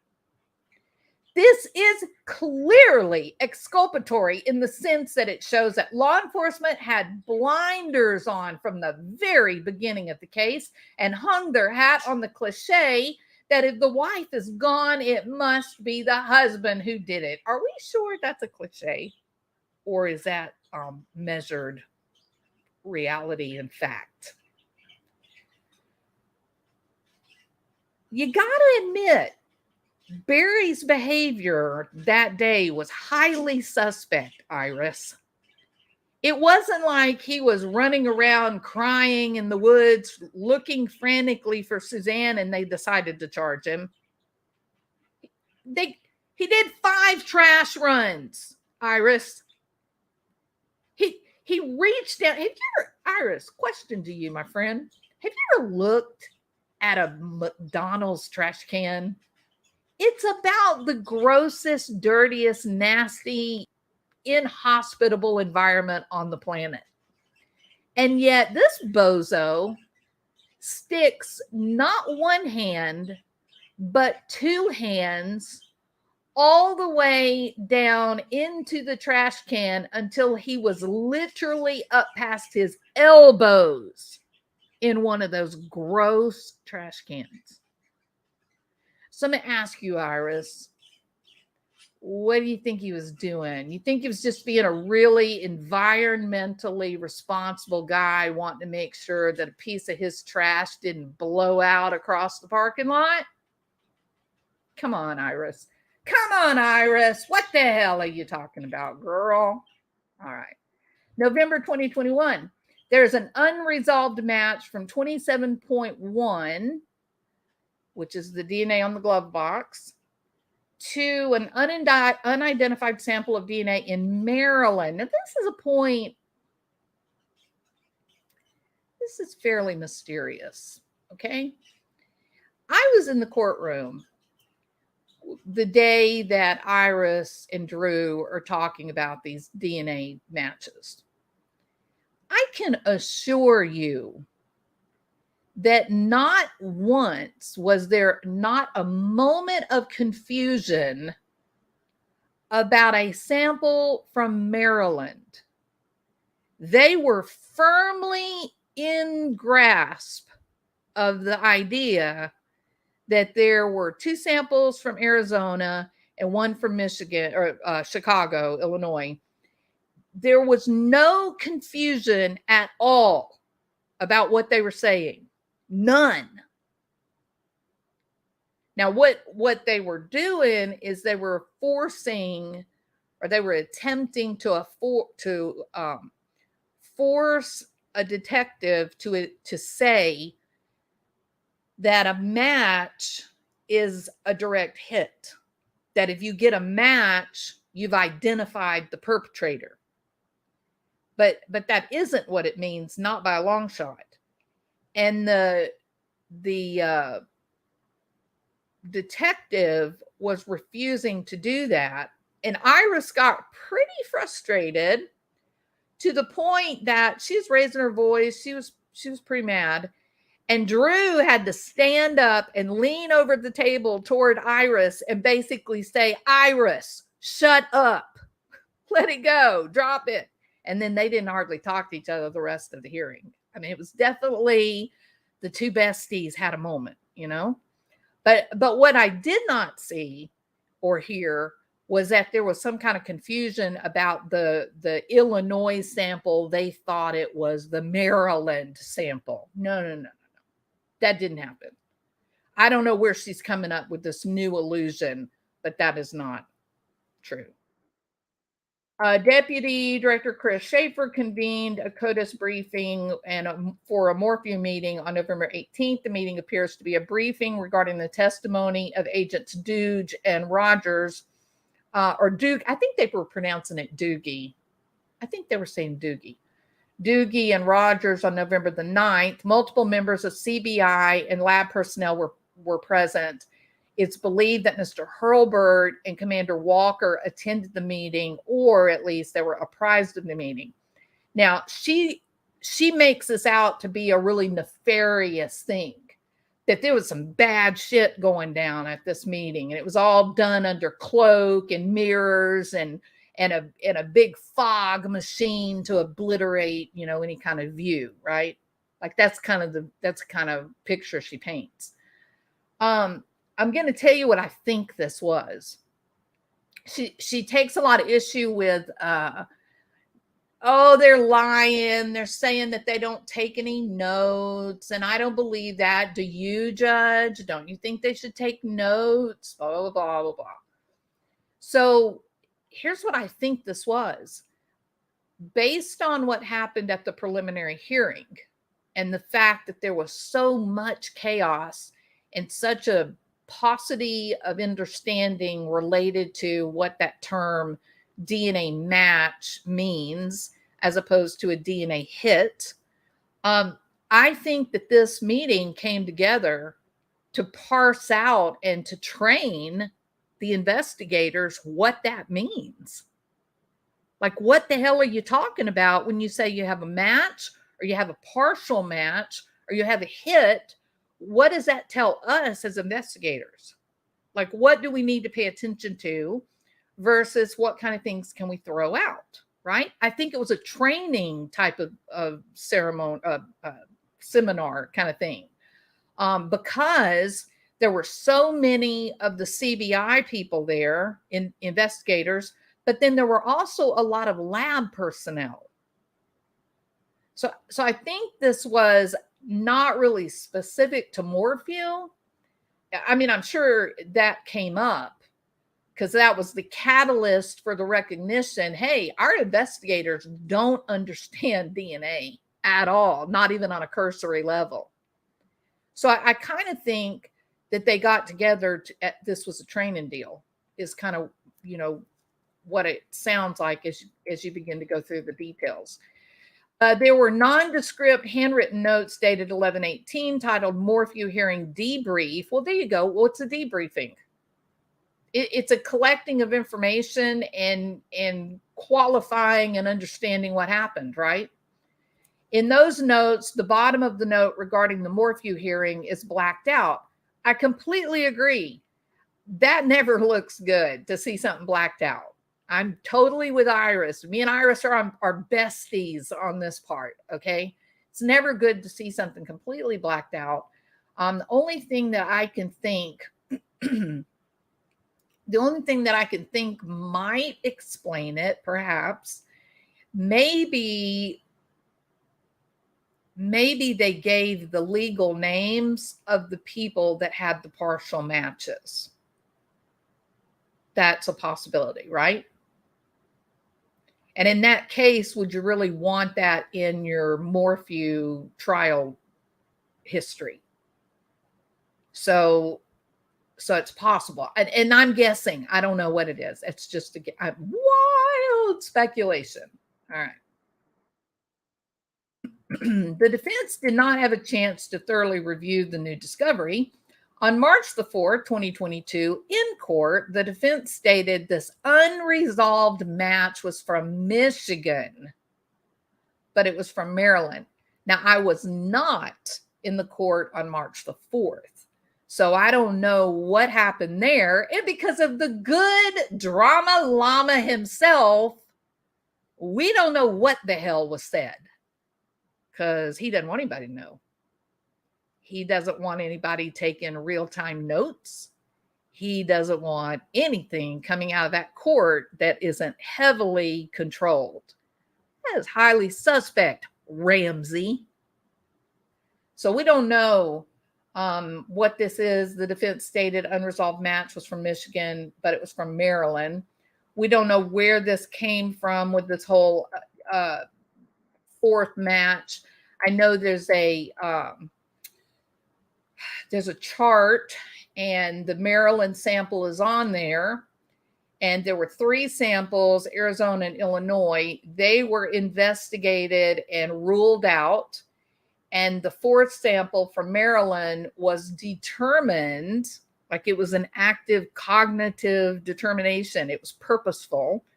They said, this is going to remain unverified or unsolved. And again, you ask yourself, well, damn, that is very uncomfortable. What does that mean? And so I think it may be something, obviously we're going to find out what it means. I mean, there's no doubt it's going to get addressed in court, but somebody's got to be in court to tell the rest of us, because old Drama Lama himself is a little scared of letting facts out into the community. But I kind of, one thing that I thought about is wonder if it matched with like a really old sample. Maybe there was a partial match to somebody that may have been, maybe it was like 60 years ago. Maybe there was a partial match to a female and they felt like it was unnecessary to worry about because, you know, there was no reason to believe a female was involved in the disappearance of Suzanne. So I don't really know what, or maybe it was just one of those things where the only match was that they matched eye color and blood type. Maybe it was something so completely general that it just, to try and do an investigation would have been onerous. It would have been such a huge task to try to accomplish. The meeting, yeah, this is November 18th meeting. The meeting invite and notes represent that more than 10 CBI agents were involved in the discussion about CODIS, emails, and impartiality standards. There was discussion about CBI communication log entries, which have been the primary source of relevant and material discovery to the defense, as law enforcement and the prosecution claim not to take notes in their meetings regarding CODIS and other investigations. It appears that of the 10 agents invited, the defense received notes from 2. Those 2 notes were not produced to the defense until March the 3rd. These are violations of the discovery rules. Neither the fact of the meeting nor the witness statements made at the meeting appear in the communications log. Because again, I'm saying, what if it was really more of like an in-service training on CODIS and DNA match? Maybe it didn't have a damn thing to do with the actual Morphew case itself. The communications log, which by CBI policy requires that care be taken to accurately record any communication relevant to the case. The reason for the void appears to be the notes state per Lance/Lisa not adding this meeting to the communications log. So what I don't understand is, I mean, you got Chris Schaefer's name being added. They're clearly not hiding it. They've got 10 agents there and multiple lab personnel. Again, I think this wasn't a meeting about the Morphew case. I think this was a, hey, you guys don't understand DNA. How can you collect evidence and understand the evidence that's being turned over to you if you don't understand what the hell it means? I think they did a training. That's what I think it is. Material demonstrates an active decision to keep out the communications log any information about the meeting. Although intent is not necessary prior to the imposition of sanctions, this material tends to demonstrate intentional steps being taken to avoid the defense learning of this highly exculpatory information. Oh my God, Iris, calm the hell down, girl. You are going to totally have a nervous breakdown. You're gonna get an ulcer. It's going to be a disaster. Relax, girl. There's not booger bears everywhere you look. It is highly possible that the meeting wasn't recorded on your case communication log because it wasn't about your case. Maybe it was time for the investigators to be educated, to do a little in-service or continuing education hours. Iris, don't your people in your business, your company, don't you require them? Doesn't the bar require continuing education before you can renew a license? Mine does. I just think it was an educational opportunity. Don't you, Martin? What do you think, Martin? AK, was it a continuing education opportunity for the detectives? Nothing nefarious happening, right? Okay. It is terrible, Gigi. And it is terrible. Trust me. I'm indignant. I'm pissed. But yeah, you have to. Sometimes humor is a really effective way to make people think and go, oh yeah, maybe I am on the wrong track. Just like AK said, hell yeah, it could have been about any number of cases where they collected DNA. Here's an example. Here's something to think about, guys. See, Martin gets my humor. Thank you, Martin. Now I don't feel so alone, Martin. Come sit over in the corner with me. We'll be the bad kids. Think about this. We were all so caught up in that insane Chris Watts drama, right? It was horrible to the point that we feel like we were on first name basis with all of these people, right? How many people were directly involved with the Chris Watts case that are now also directly involved in the Suzanne Morphew case? It's crazy how the same people are in the same type of case. So I'm with AK on this. Just because you have Chris Schaefer, Cahill, Derek Graham, just because you got 10 CBI agents in a room together with multiple lab experts and they're having a conversation about DNA, it doesn't necessarily mean that it was directly about Iris Eytan's case. I'm 100% truthful when I say, if I'll put it this way, if I was sitting there watching my agents testify and it was so clear to me that they didn't have a clue what they were talking about related to the DNA, because Iris Eytan used that to create utter and complete chaos in the courtroom, to the point that Judge Murphy said, hold on a minute, hold on, what? I'm confused. Say that again. Then if I'm in charge of these agents, I'm going to step back and go, okay, you know what? We don't ever want to see that happen again on the stand. So I need my agents to be taught what all of this means. So let's set up an in-service. Can your lab people come to the CBI on November 18th?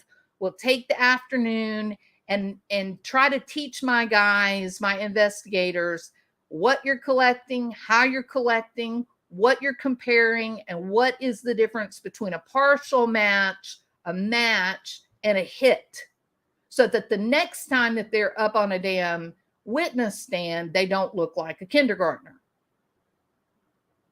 Right? I would do that. I would totally do that. I would totally want my investigators to be educated.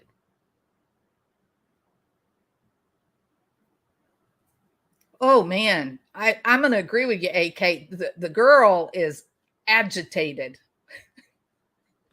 She got to relax. She has got to learn how to relax. She is going to, It is going to be internal combustion. All right. Let's see, where am I at?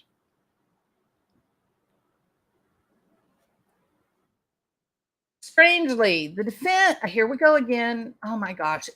Iris, you're the perennial victim. Strangely, the defense has not received any of CBI's notes or reports from meetings they have conducted with the DA regarding the Morphew investigation from their multiple briefings known to commence in August 2021. This court should view with great incredulity some testimony presented with participants and take as such meetings take no notes and see no one else taking notes. The snippets of notes received on March 3rd belie that outlandish suggestion, but do reveal that notes that are taken are not being disclosed and certainly have not been disclosed in a timely manner.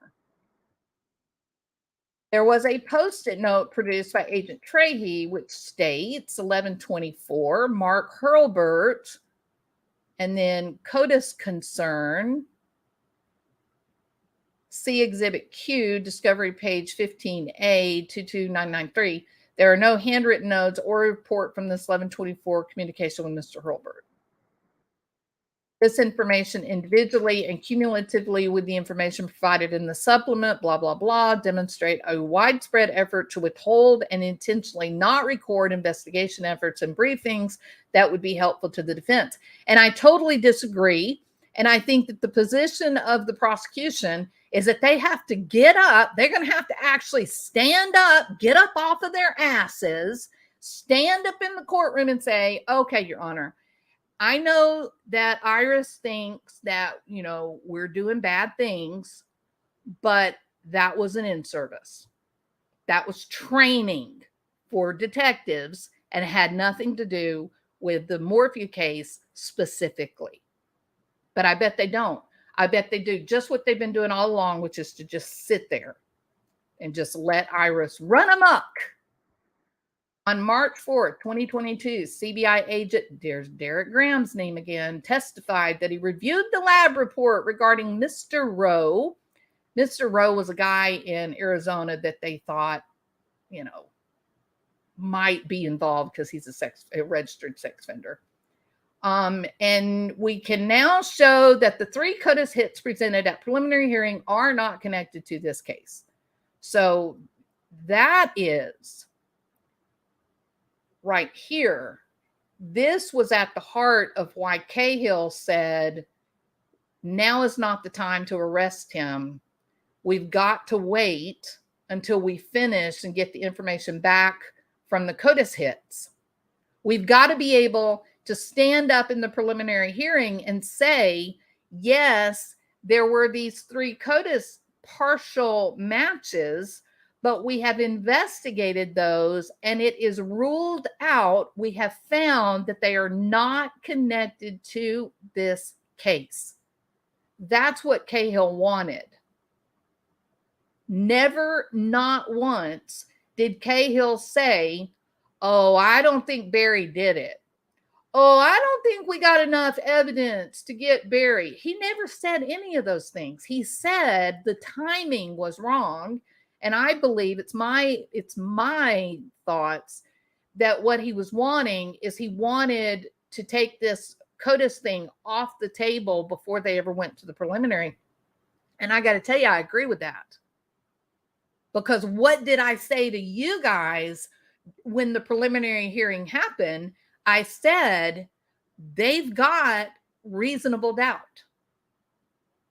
The CODIS hits provide Barry Morphew reasonable doubt. And the 2 weird bank accounts with Libler's name, those provide reasonable doubt. And why did Patrick Murphy change his mind on bond? Because of the CODIS hits and because of the 2 bank accounts. That's why Barry's walking around on a $500,000 bond with an anklet that doesn't work. So maybe if the other prosecutor, who's now gone, who jumped ship like a rat, Maybe if he had listened to Cahill and waited for the investigation into CODIS hits to come to completion, maybe old Barry would still be behind bars like my little bird. Just saying. All right. However, no such expert opinions or underlying data have been produced to date, making it impossible for the defense to analyze, confirm, or refute. As demonstrated through this pattern, the prosecution continues to hide the CODIS investigation from the defense and convince this court that the CODIS matches are irrelevant. Listen, Iris, you got the $1 million man. Why don't you hire yourself a dandy, spiffy little DNA expert and let them tell you about your CODIS investigation? You know what the truth is. You are the one engaging in smoke and mirrors, lady. On March the 8th, 22, after asking Hurlbert for the results from the DNA testing related to Mr. Rowe, Mr. Hurlbert uncharacteristically quickly responded that he would get that information to the defense. Well, what the hell do you want, lady? Do you want him to respond, or you do want him not to respond? You know, my granddaddy always said, be careful what you ask for, Iris. You may just get it. Pursuant to Rule 16, as soon as is practicable after he receives it from CBI. All right. All the witnesses that testified on March 4 provided exculpatory and impeaching statements to the DDA Hurlbert regarding their testimony. Their statements were not produced prior to their testimony, which made it impossible for the defense to challenge many of the witnesses' first ever statements regarding the issues before the court. Legal authority is just telling why she is why she's able to demand these things, why these should be considered a discovery violation.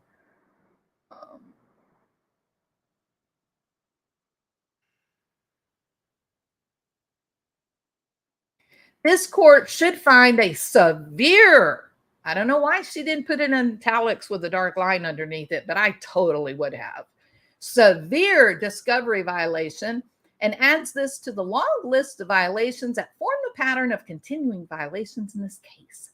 As Mr. Morphew has stated repeatedly, and the prosecution has never disputed, this court has substantial authority to enter sanctions when a violation is intentional or when a pattern of violation is shown.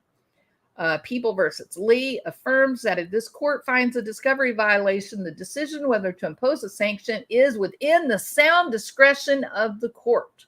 The Supreme Court makes it clear that under certain circumstances, the exclusion of evidence or even complete dismissal can be proper remedies to assure compliance with discovery orders. The bottom line is that, as stated in People versus Lee and other cases, where there is willful misconduct or a pattern of neglect demonstrating a need for modification of a party's discovery practices, there's a rationale for a deterrent sanction. People versus Lee, Supra at 196. Ultimately, it is up to this court whether or not a deterrent sanction is appropriate. Because of the multiplicity of considerations involved and the uniqueness of each case, great deference is owed to trial courts in this regard, and therefore an order imposing a discovery sanction will not be disturbed on appeal unless it is manifestly arbitrary, unreasonable, or unfair. And then they do positive conditions. I'm not going to read all those. And then she lists all the exhibits, which turn out to be 2 photographs of the inside of Suzanne's car, a few emails back and forth that clearly show a pattern of Mark Hurlbert responding to Iris in a timely manner, and a text message from a haunted brother who is basically saying, no, actually, I don't think Barry acted alone. I am now firmly convinced that Barry had help, and it was very likely, allegedly, Cody Cox. So this woman, while quite accomplished, she's infuriating because of the manipulation, right? And she takes issue with saying that prosecutors are not supposed to lock people up. That was something Linda Stanley said while she was wearing her Starsky and Hutch uniform. But Eytan rightly says, no, actually, the prosecution is not there to arrest people, to put people in jail. Prosecution is there as the control for justice. The ultimate goal is justice, right? So she gets fairly poetic and la about the prosecutor's role. But I would ask her, if she were here, Iris, what is the defense's role? What is the defense's role? To get guilty people, let them go free? Is that what your job is? To take the most disgusting human beings on the planet, people that have done some of the most horrific things imaginable, and your job is to obfuscate, confuse, incite chaos until it's so confusing and out of control that the court doesn't feel like there's anything else they can do but abandon the case. You think that's the role of a defense attorney? Maybe, Iris, that's why people make so many jokes about, what do you call 5 defense attorneys at the bottom of the sea? In the punchline, a good start? Okay, your job, Iris, is not to get Barry Morphew to go free at all cost. It's not the role of the defense attorney. The role of the defense attorney is to make sure that his rights as laid out by the Constitution are protected, that the prosecution is not allowed to do anything sneaky and underhanded and run amok.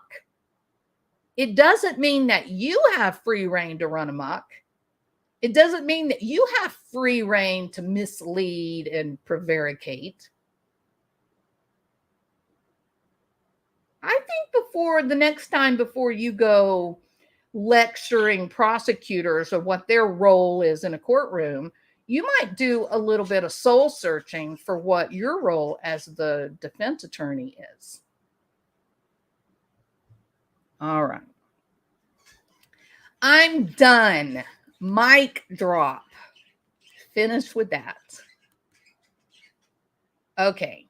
So I hope everybody is having a good day. This is quite frustrating, isn't it? It really, as you go into the details of this, it is just very difficult to manage. Thank you, Dana. Hey, Jules, the wording implies that the DNA belongs to a relative of the offender. Well, yeah. Okay. So theoretically, that is one of the explanations that's given when they're teaching you about what a match is, or a partial match, or a hit. When you are taught what it means to have a partial match or a match, what are the points that they consider on a match. And so it's possible that you get a partial match, but it's not the actual perpetrator. Maybe it is, like you said, a relative of a perpetrator, or maybe it's just someone that shares some kind of distinct lineage with it. Maybe, for example, you could get let me see if I could think of something real quick. Like, you could get a partial match if let's say that your grandpa is Hasidic Jew, your grandpa is Hasidic Jew, and somebody in New York commits a crime, and they get a DNA sample, and they say, aha, it's a Hasidic Jew. Well, you're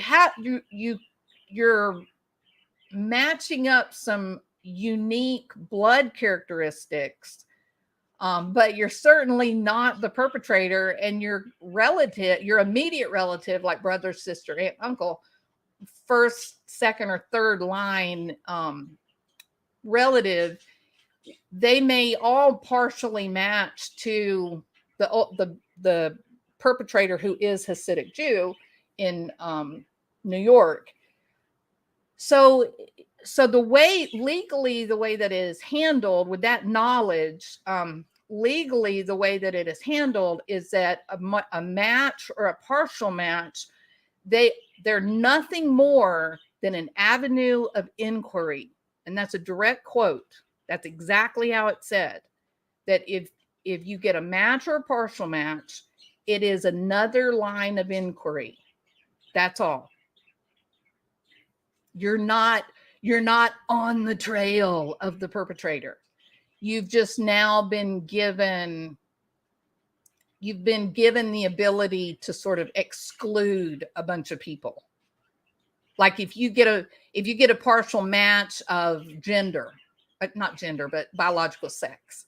If you get a partial match of biological sex and it says the perpetrator is a female, then well, I don't need to look at any more of the male suspects. I only need to look at the female suspects.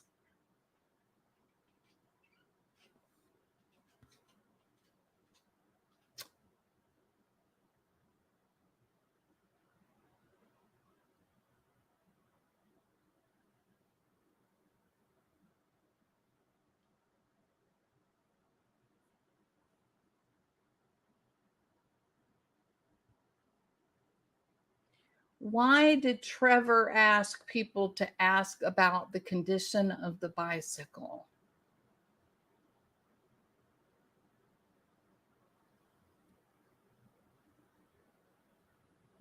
Well,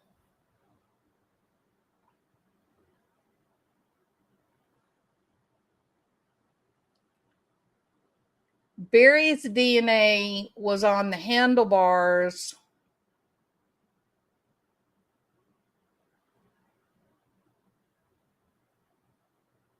And that's all, right?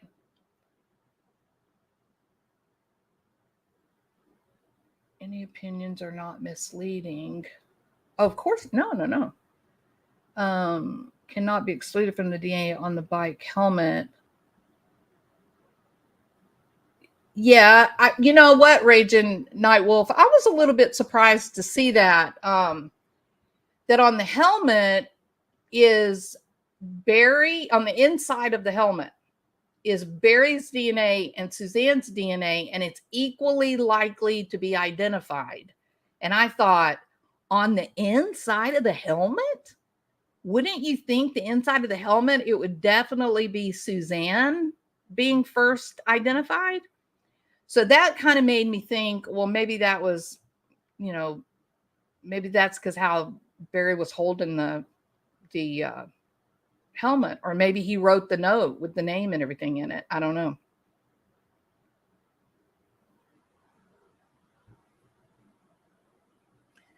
Raging Mountain Lion is Barry's minion. Look, it is for certain the head and neck is a highly vascularized part of the body, and a mountain lion or a bear is definitely going to go for the neck and the head. And if she had been attacked, there would have been blood everywhere.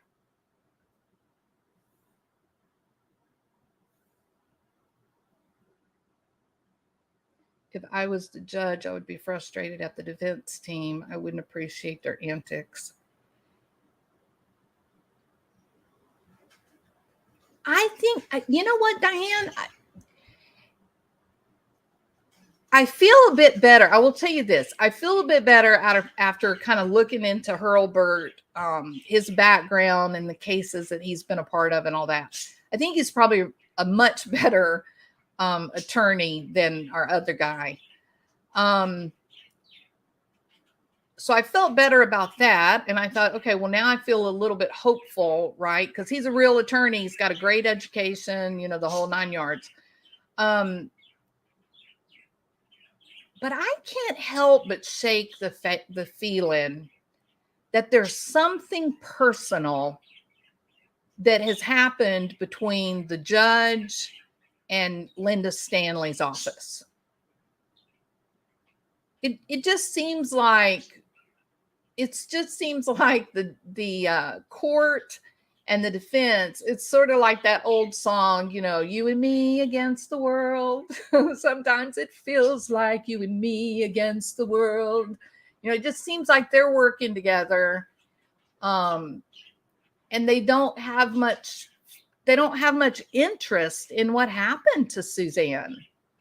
I think that's what really bothers me the most about all this. They don't seem to have even the slightest question, where the hell did Suzanne go? And I think that's one of the things that really gets me. I think that's one of the things that just tears me up. Doing away with the whole, you know, domestic violence conversation. Okay, Judge Drama Llama, where is she? If you're so smart, if you know so damn much, Ramsey, where did the woman go?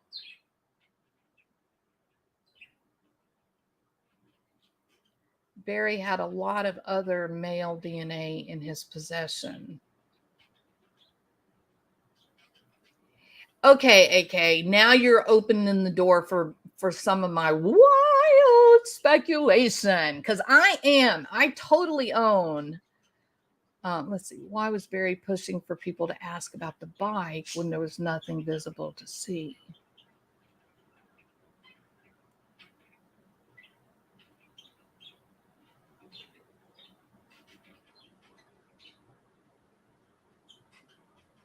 Well, they have unidentified male DNA on the bike, right?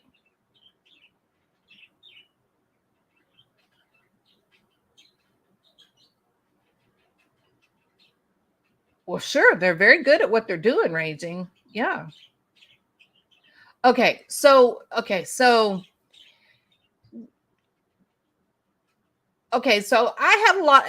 have a lot of trouble with the 5 trash runs. Okay. This is something that I think a lot about. And okay, so if I take this from a chronological order, number one, I'm furious about the Chris McDonough and Mike King and their conversation about five. Y'all remember that's gonna get them 5. Do y'all know what the 5 is? 5. And people were guessing 5 trees, 5 this, 5 that. I don't know if y'all remember that night, but they really did a whole show on the number 5. And this was before, if I remember correctly, this was before Barry was arrested. This was in the immediate, this was while they were still they were planning the, it was before Chris McDonough had his own show on Interview Room. He was still with Mike King, and they were planning the big search party. So it's a very long time ago, and they were talking about 5, 5, 5, 5. Right? I don't know if anybody else remembers that. I guarantee you Linda from It's a Crime knows what I'm talking about. So that bothered me. And the reason that sincerely bothered me is because I think it opens the door that the prosecution, Linda Stanley, probably, that she was getting she was leaking information, right? So that right there put things off on a really bad foot legally.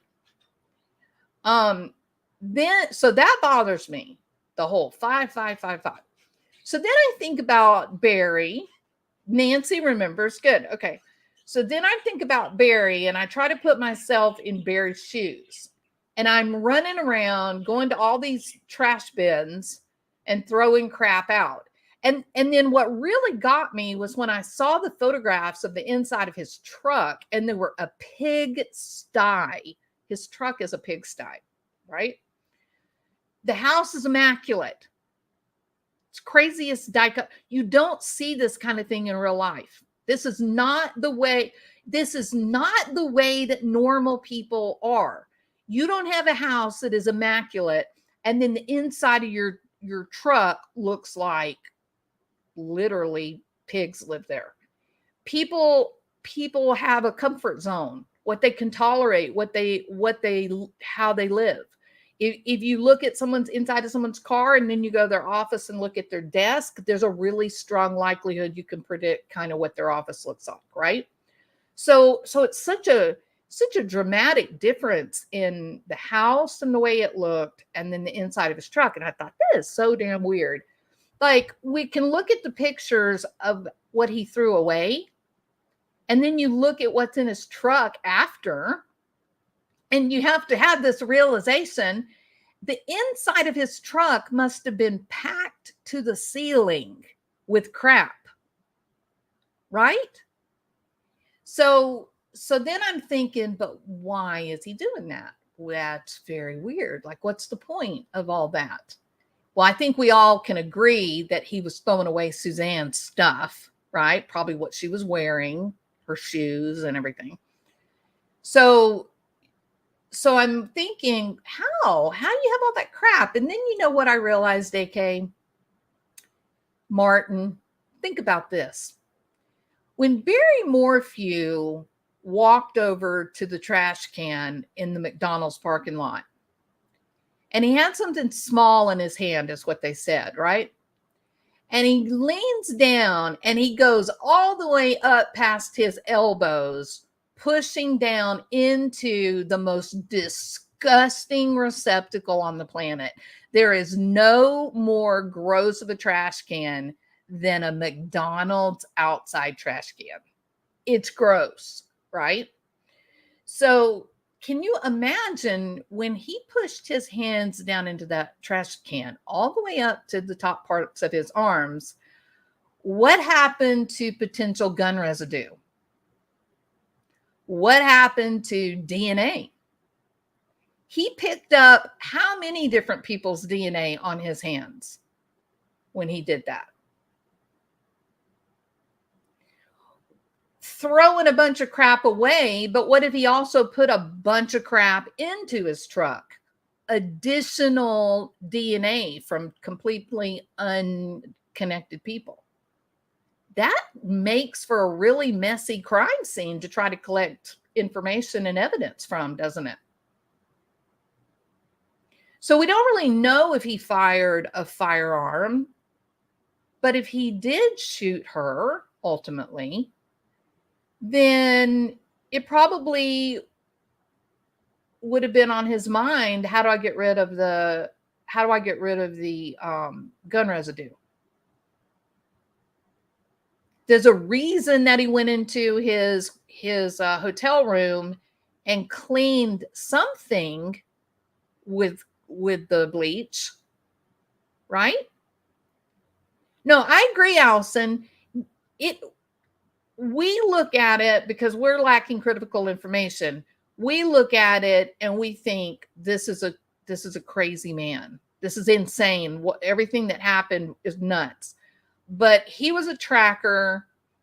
He knew how to survive in the wilderness. He understood basic principles of science and decay. Whatever he did purposefully. But it happened to leave behind a lot of really weird things. It is impossible to fully understand all that he did. On another day, AK, I think about these same exact facts, and I think maybe it was all a red herring.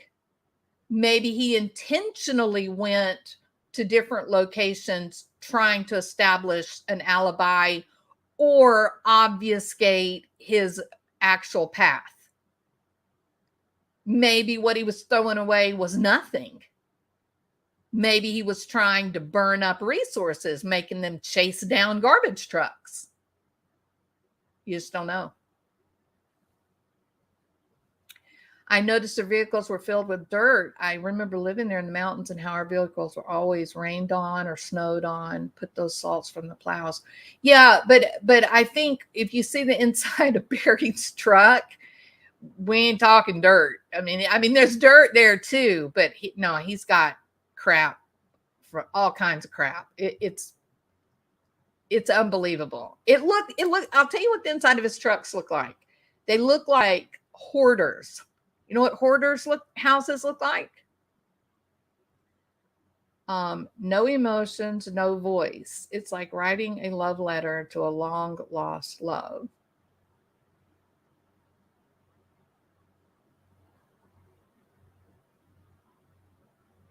Hey, Mama Mo, how are you? Barry was afraid if Morgan lit up, she would set the truck alight. Ooh. Did he take a bath in bleach to destroy DNA? We just don't know what he did. We know he didn't tell the truth. We know he lied his ass off, but we don't really know exactly what he did. Chlorine. Yeah, I'm saying bleach, but Raging Nightwolf is right. Yeah. And incidentally, they also have evidence that Barry did go and pick up some shock treatment for the pool, which is chlorine, or not for the pool, but for the hot tub. And the empty containers were found in the floorboard of her car. Yeah, it's pretty. He did something. There's a few other things that I have questions about. I don't know what it means, but the conspiracy theory. I love conspiracy theories. Not that I believe them, but I like thinking about how people put them together and how they grow and how they like the whole Q phenomenon. How the hell did so many people buy into that? And there's even people now today that'll tell you, oh, Trump is really the president. No, he's not. You're going to have to wake up and join us here in 2022. But that was such an enormous and well-constructed conspiracy theory that so many people really, really found truth and felt like they could believe it. So I'm really interested in the people and what makes them, believe in things like that. But I'm going to tell you, if I were making a conspiracy here, there's another factor, and this came by way of AK. There's another factor here that could be woven into a conspiracy theory related to the disappearance of Suzanne Morphew. And that has to do when AK did the interview with Jeff Puckett. And I think most of us have the experience that Jeff seems like a fairly honest guy. At least he was that night. He was trying to come clean about Barry and whatnot. And he said something that night that I have not been able to get out of my head. And the thing that bothers me about what he said, I believe him 100%, but it's really shady. And that is that when he and Morgan went to Broomfield, they did not go the normal way.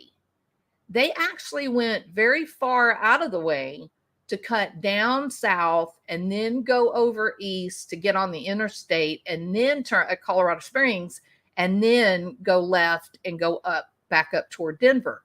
But then they still had to go through Denver, go around the outskirts of Denver to get up to that northwest quadrant where Broomfield is. So why did Morgan do that? It was nighttime. It was dark. What would be the point? No, he isn't.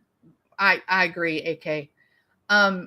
But why did Morgan do that? Why? What do you think was going on in her head to do that?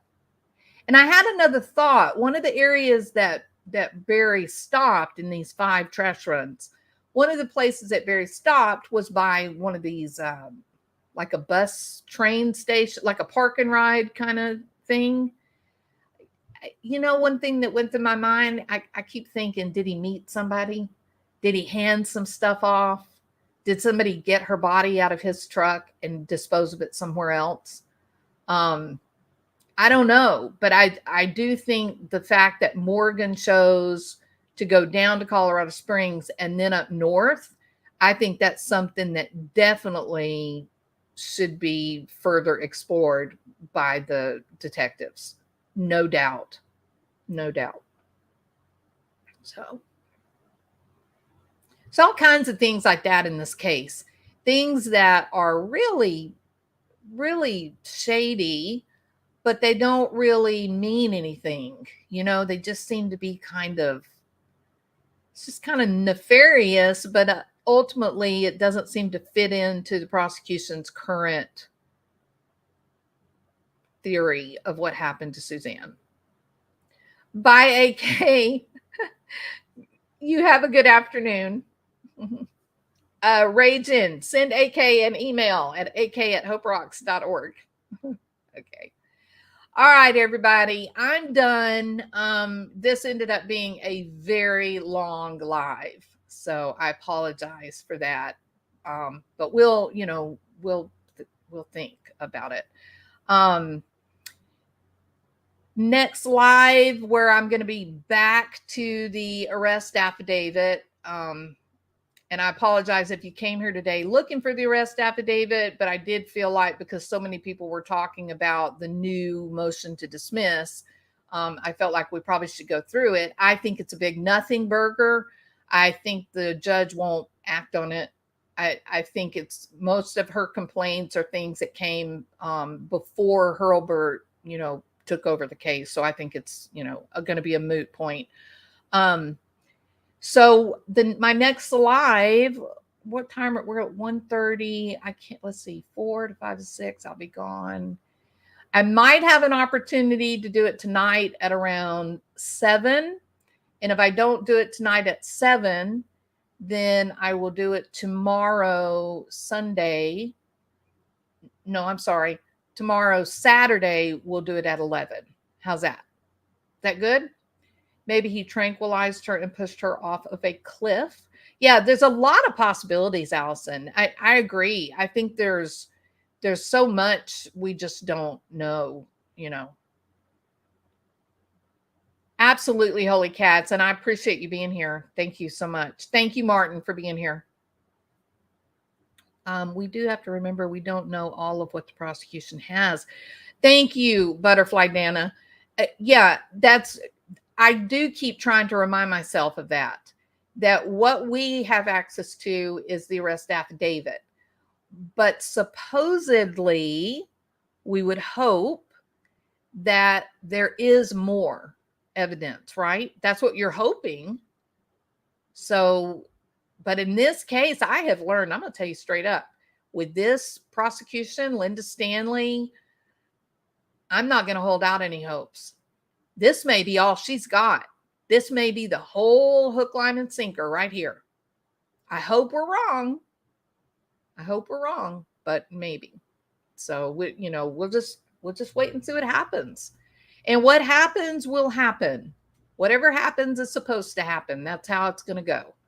So if he walks, then he walks. That's how it is. Won't be anything to be done about it, but just take a deep breath and look towards the Lori Daybell, the Chad Daybell and Lori Vallow case, right? Because that's getting crazy.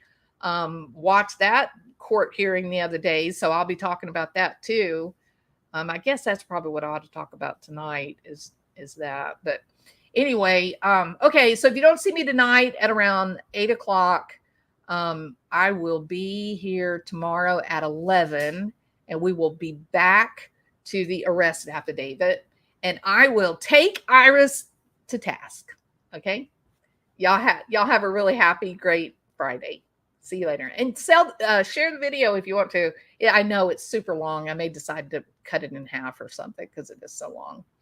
All right, Raging Nightwolf, thank you for being here. I appreciate it. Bye, Sandra Chapman. Hey, Scottie Nona, good to see you. All right, y'all have a great Friday. Talk to you later. Bye.